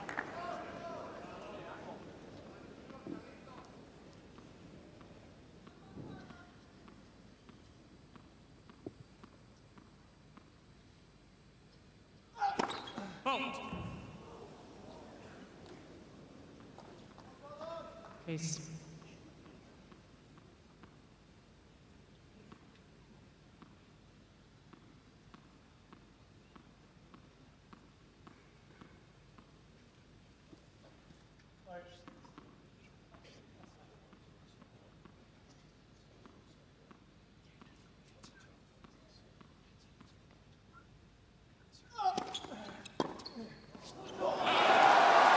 Telling you, I can't believe he's not making the adjustment, guys. Cannot believe it. I mean, Rog, we highlighted it halfway through the first set, didn't we? Yeah, agreed, Robbie. I'm actually staggered that he hasn't just felt that. You know, you'd have to be able to feel that you're not making inroads from that position of the court. And also as a coach, sometimes when you're involved in the match, you don't feel it, but the coach from the outside looking in. Yeah, exactly. And Juan Carlos, I mean, we obviously respect his talent and his eye, but maybe he's just, you know, also stubborn. Yep. You know, I'm thinking I'm just going to crash through. Okay. Yeah. Possibly something they've worked on in the off-season, and yeah, Please, ladies and gentlemen. They're sticking with it. Quiet when the players are ready.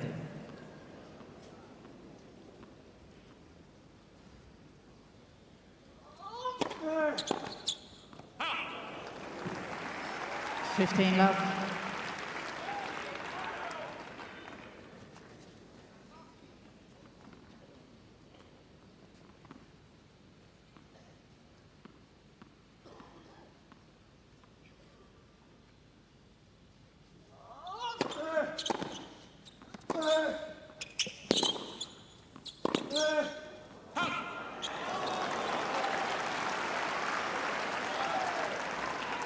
$15.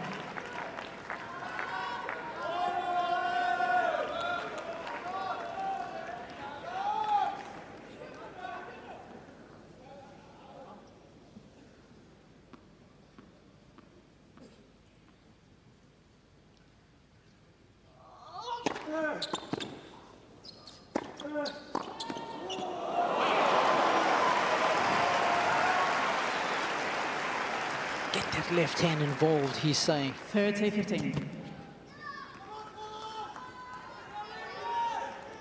That's what creates the spin on the backhand.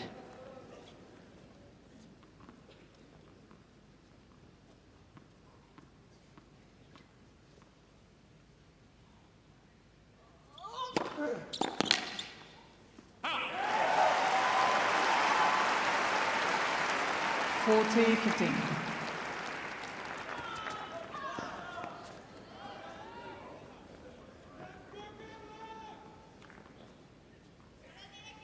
Please.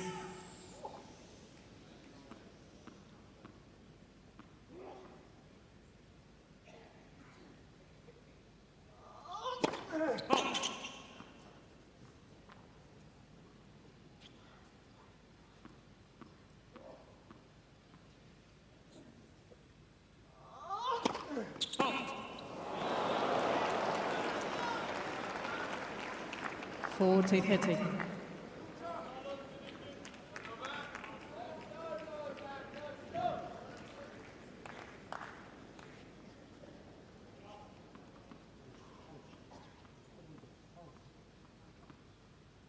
bit of skills. I think it's in the Spaniards' DNA, that one.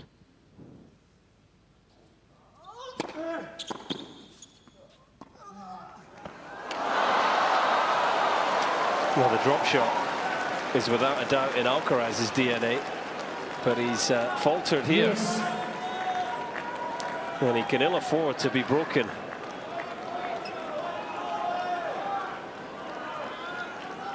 Tell you what, right now, Djokovic can see that finishing line in the distance.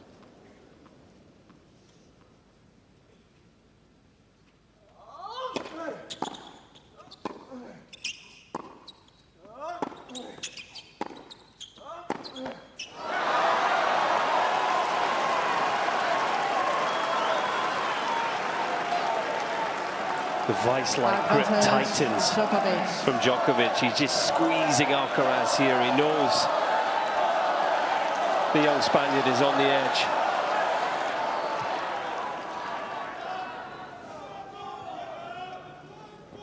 A monumental point. Please.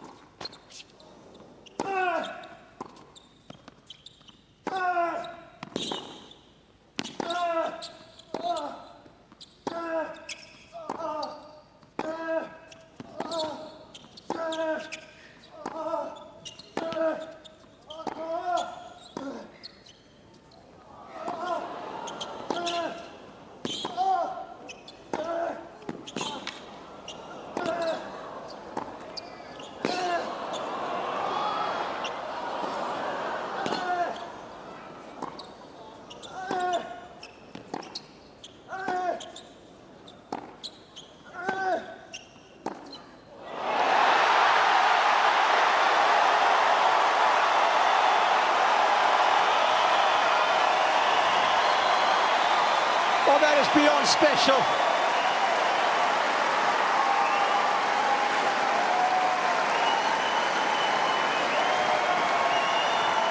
Both players bleeding themselves dry to win.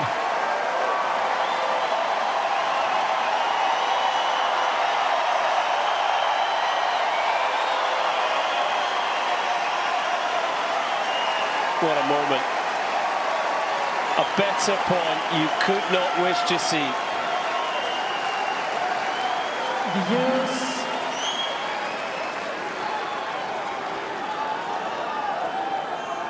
Throwing haymaker after haymaker at each other. And somehow, Alcaraz able to survive.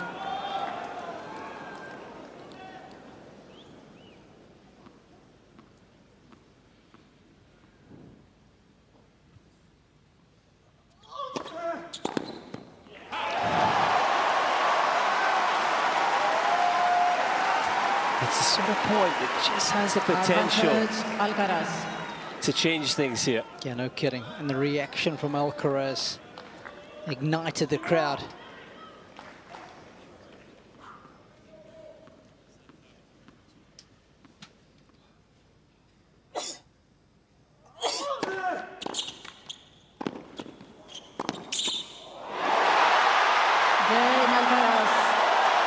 Alcaraz is sticking around. What a contest. They've both become human highlights reel. 4-3, full set. And look at these scenes. If Alcaraz loses that point, the match is over. You know, 99 times out of 100, and yet here he is. Somehow he's won it. He's held serve and he's pumping his fist, feeling like he's right back in this thing. And you just wonder, what is that taken out of Djokovic, physically and mentally? He'll use this change of ends to just get his heart rate back down, calm his emotions. He's still just 2 holes of serve away from the semi-finals.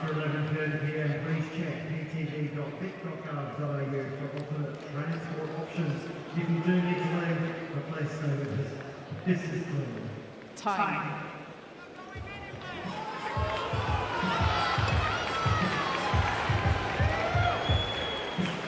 Well, there is something special about this kid.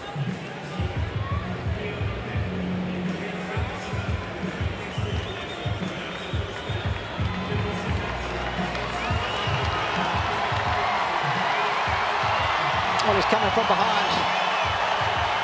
It's going to require a Zenyatta-like finish, because I can tell you, since winning the first set 6-4, Alcaraz has never been ahead. He hasn't been ahead in the second, the third, or the fourth sets at any point.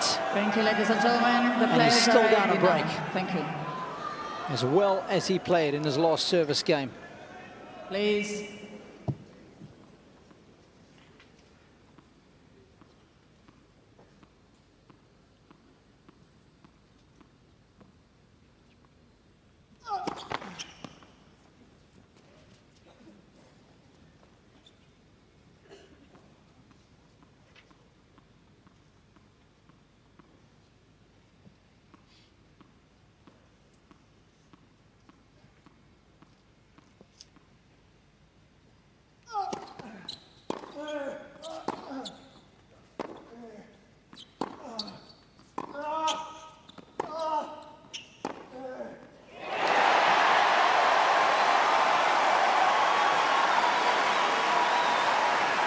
And hasn't the mood changed down here? Novak looking for a serve volley point off the first ball. But how about Carlos still behind, but revving himself up as if he's about to win this match? It's extraordinary, his attitude. First class. Please.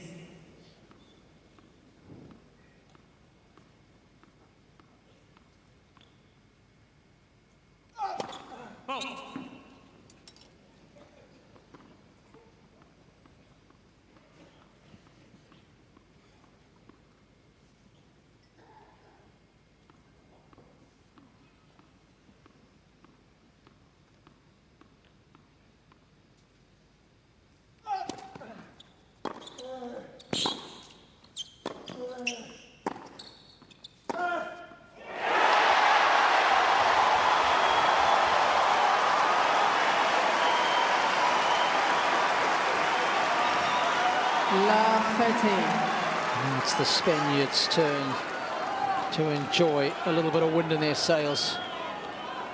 He's finding something from deep within here, Alcaraz. And he's got some real belief at this stage now. I tell you, Djokovic needs a first serve urgently, Colin.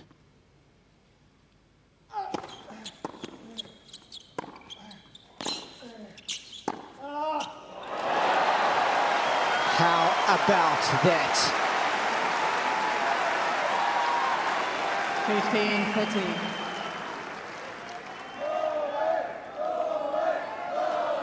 Well, we don't see it with huge regularity, but for me, that backhand down the line is one of the shots Novak Djokovic will always be remembered for. No kidding. Please.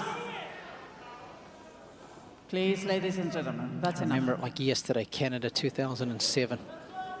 Being the top 3 players in the world to win the title there, back-to-back matches.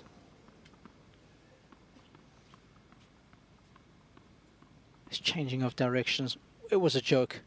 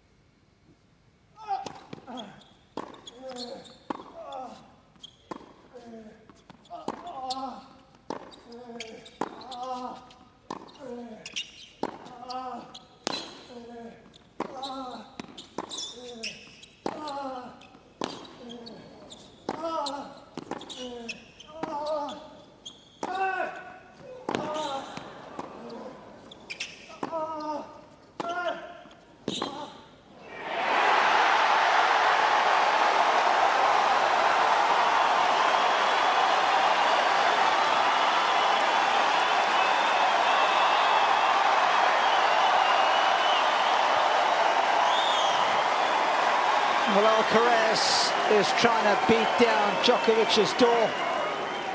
15-40. And once again, he makes him pay for missing a first serve. And is it just starting to look like there's 15 years and 349 days between them?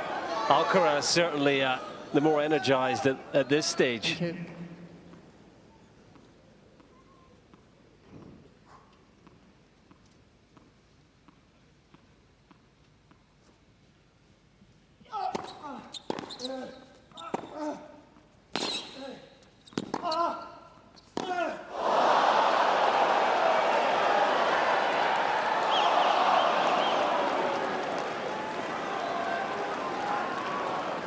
What an initial backhand Novak played off the first ball.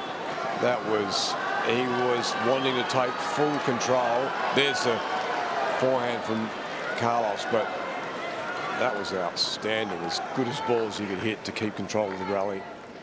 And they make it look so normal, don't they, Roger? They do it so often.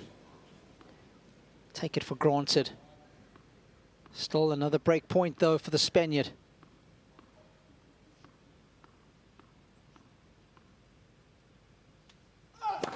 Let's for service.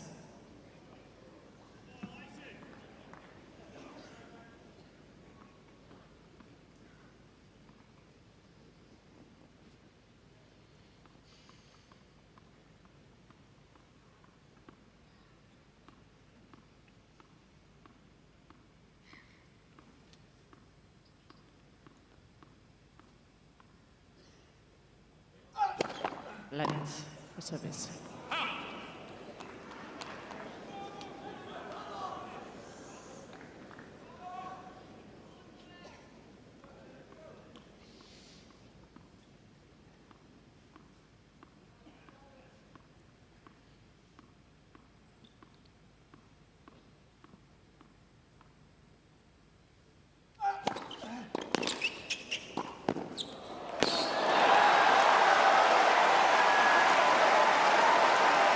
Such clarity of thought under pressure. Yes. And the safety of his volley here, Robbie, and how good his volley's improved over his journey. Doesn't get enough credit for his hands. It's just the fourth time he served volley tonight. First time in this set. Context matters, doesn't it? What a time to do it.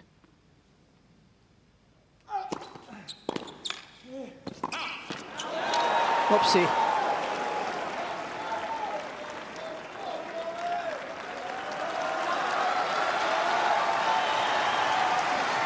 There's no coincidence. Suddenly starts making first serves. Starts winning the Advantage, point. Djokovic.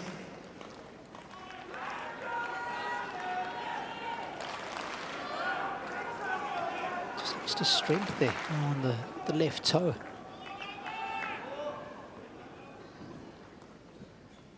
He's tough.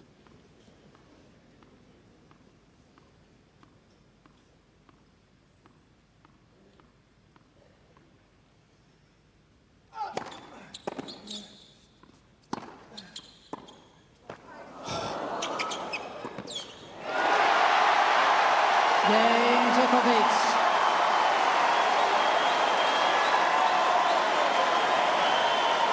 Five meaningful first serves in that game. Edge Djokovic ever closer to the finishing line.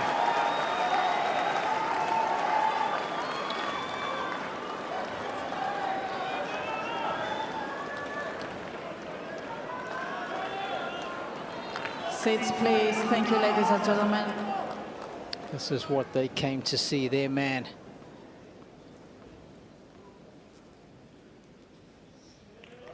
Please. Ladies and gentlemen, please.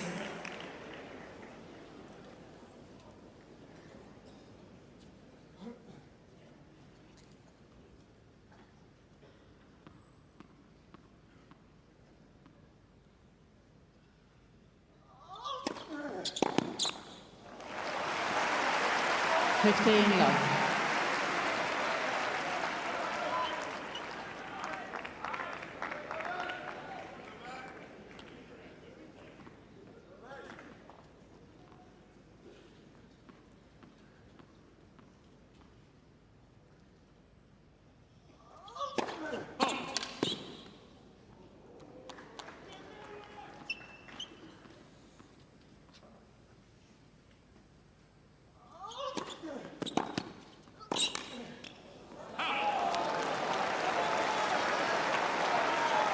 Well, that's how you hit a return if you're going to stand up on the baseline for a second serve. Crunched into the corner.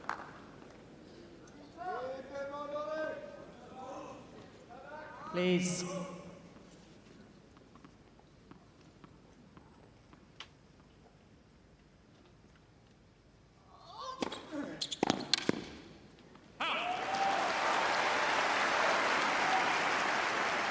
Thirty 15.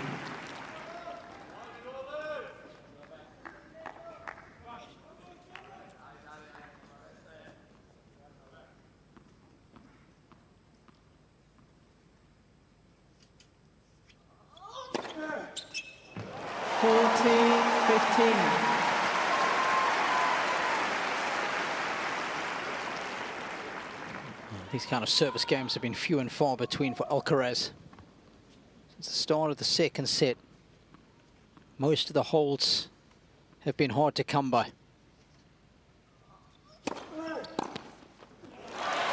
Alcaraz. And after the break, Djokovic will have a chance to serve for a place in his 50th semi-final at a major.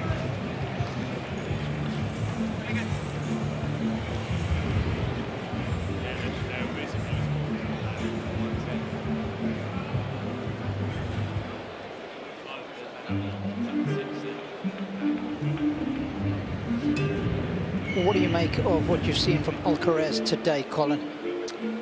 Well, we've spoken a lot this tournament about the work he's done in the pre-season, particularly around the serve.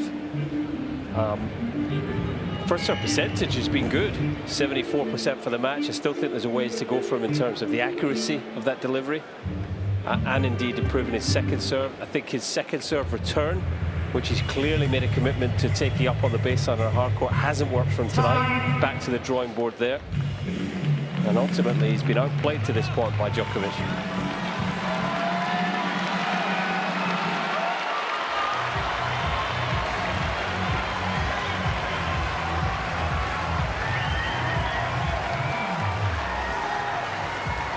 Novak Djokovic is looking for major number 25. Thank you, ladies and gentlemen. The players This would be a very important step on the path to achieving that.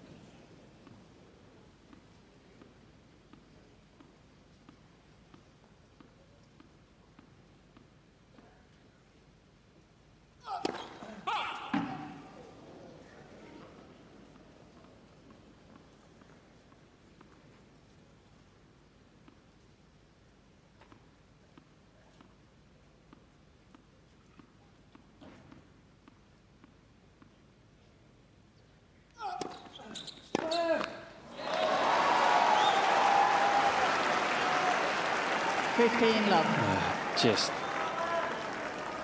has to go into play at the very least. What a gift. Just what you want if you're Novak Djokovic.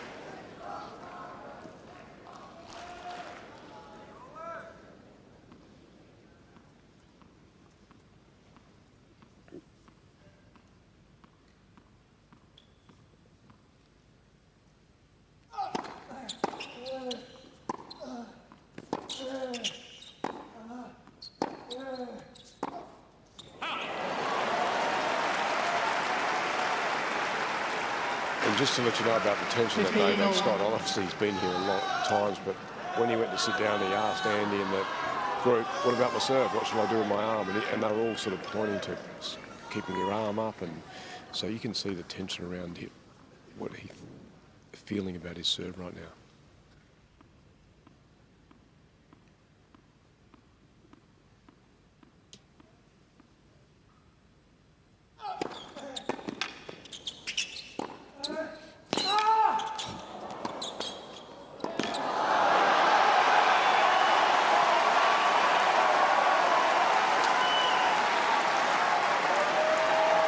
Subtle genius there from Djokovic. 30-15. The ball down low on his forehand. The easy shot, or the easier shot, the obvious shot is to whip this cross court over the lower part of the net.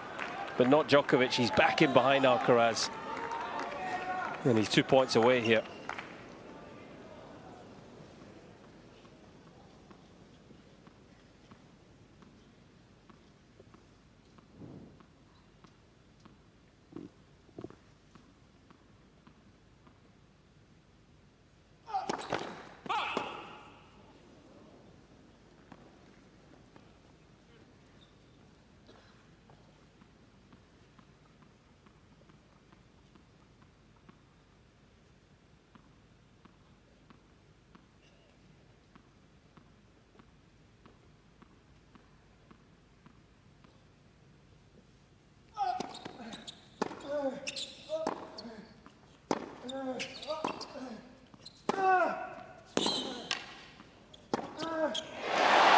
That's a proper backhand.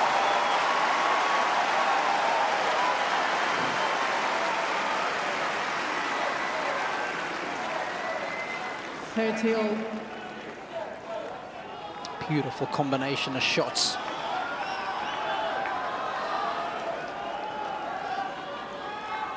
Thank you. Please.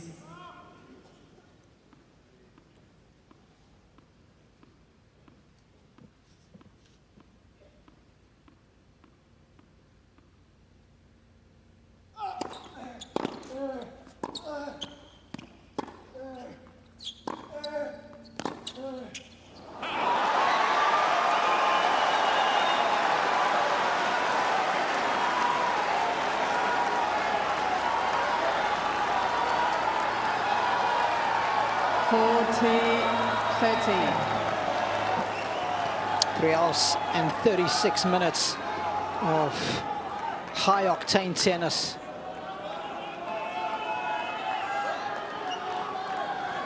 Quiet, please. Thank you. Please. Novak at match point.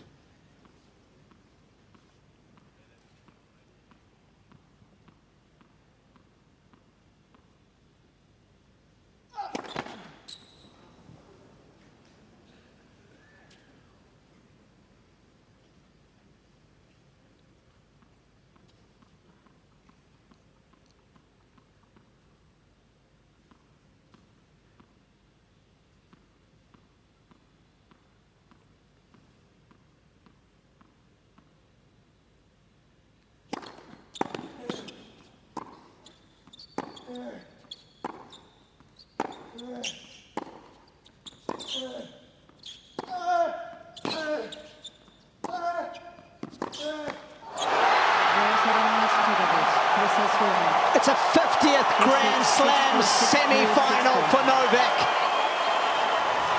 He was compelling, he was commanding, and ultimately he was just a little too cunning for his younger opponents. He takes down Alcaraz in 4, 4-6, 6-4, 6-3, 6-4. And a Rod Laver masterclass.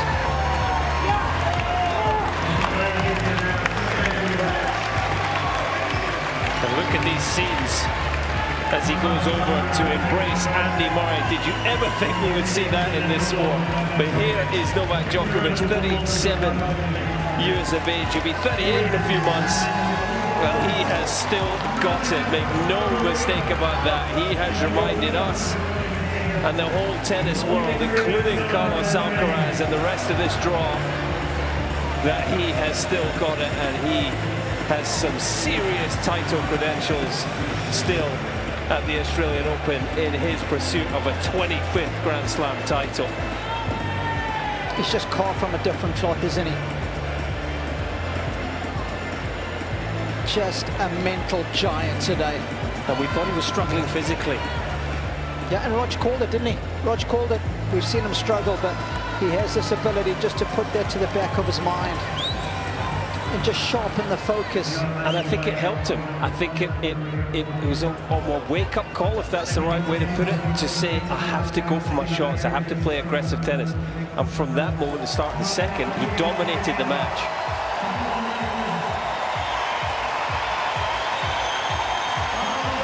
Well, he's always so entertaining to watch, but he'll be disappointed that he is leaving the first major of the year at the quarterfinal stage, Colin. Yeah, and his pursuit of the career Grand Slam goes on. He put a lot of work in the pre-season to try and be as ready as he could be to evolve and develop his game, to try and get his hands on this title for the first time. Not to be. Tough draw, Djokovic in the quarters, wasn't it?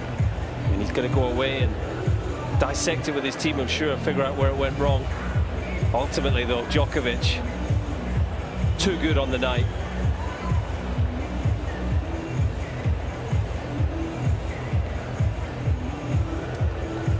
Oh, Tara and Stefan loving every minute of it, and at the age now when they can appreciate what their dad is achieving.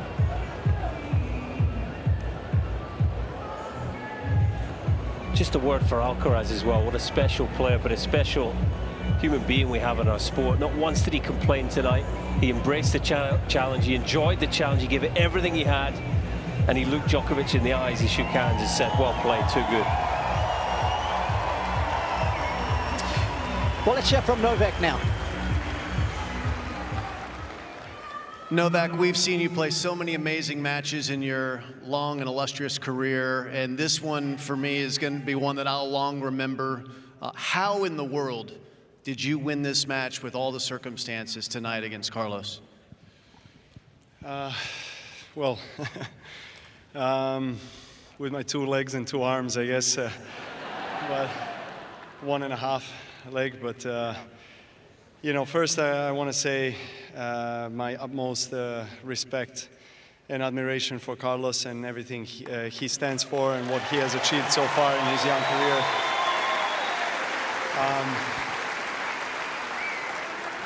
What a terrific guy he is, and even better competitor, youngest ever #1 in the world, the history of our sport. So 4 Grand Slams, and I'm sure that we're going to see a lot of him, maybe not as much as I would like, but he's going to be there for sure, longer than me. And you know, I just wish that this match today was the finals. Honestly,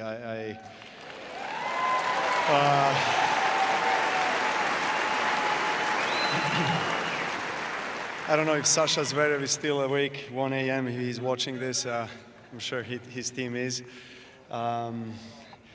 Yeah, just one of the most epic matches I've played on this court, on any court really. So thank you all for staying at 1 a.m.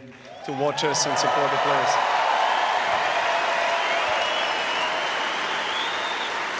So the match got underway in a rather normal circumstance. You guys were playing your normal styles, and then you got injured. And you had to take a medical timeout. We saw you come back out with strapping. What were you dealing with? What was the injury issue? Well, you know, since I'm still in the tournament, I don't want to reveal too much, obviously. But yeah, the medication started to kick in, and they helped, no doubt. I had to take another dose. I mean, this sounds awful. I mean, me taking another dose, but I had to, you know. I didn't know, to be honest. You know, if I lost that second set, I don't know if I would continue playing. But you know, I felt better and better. Managed to play a great couple of games to end up the second set. And then, you know, I saw that Carlos, you know, was hesitant a little bit from back of the court, and you know, I took my chances and started to feel better, started to move better. So it didn't bother me. It didn't create any hindrance towards the end of the match, only in that second set. And obviously, when the medications start to release, I'll see what the reality is, you know, tomorrow morning. But yeah, you know, right now I will just try to be in a moment and enjoy this victory. As you should.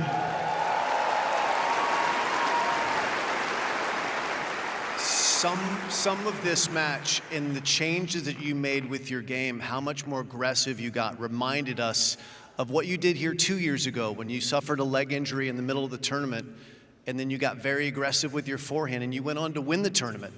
Did that experience help you make those decisions tonight, or was this completely different?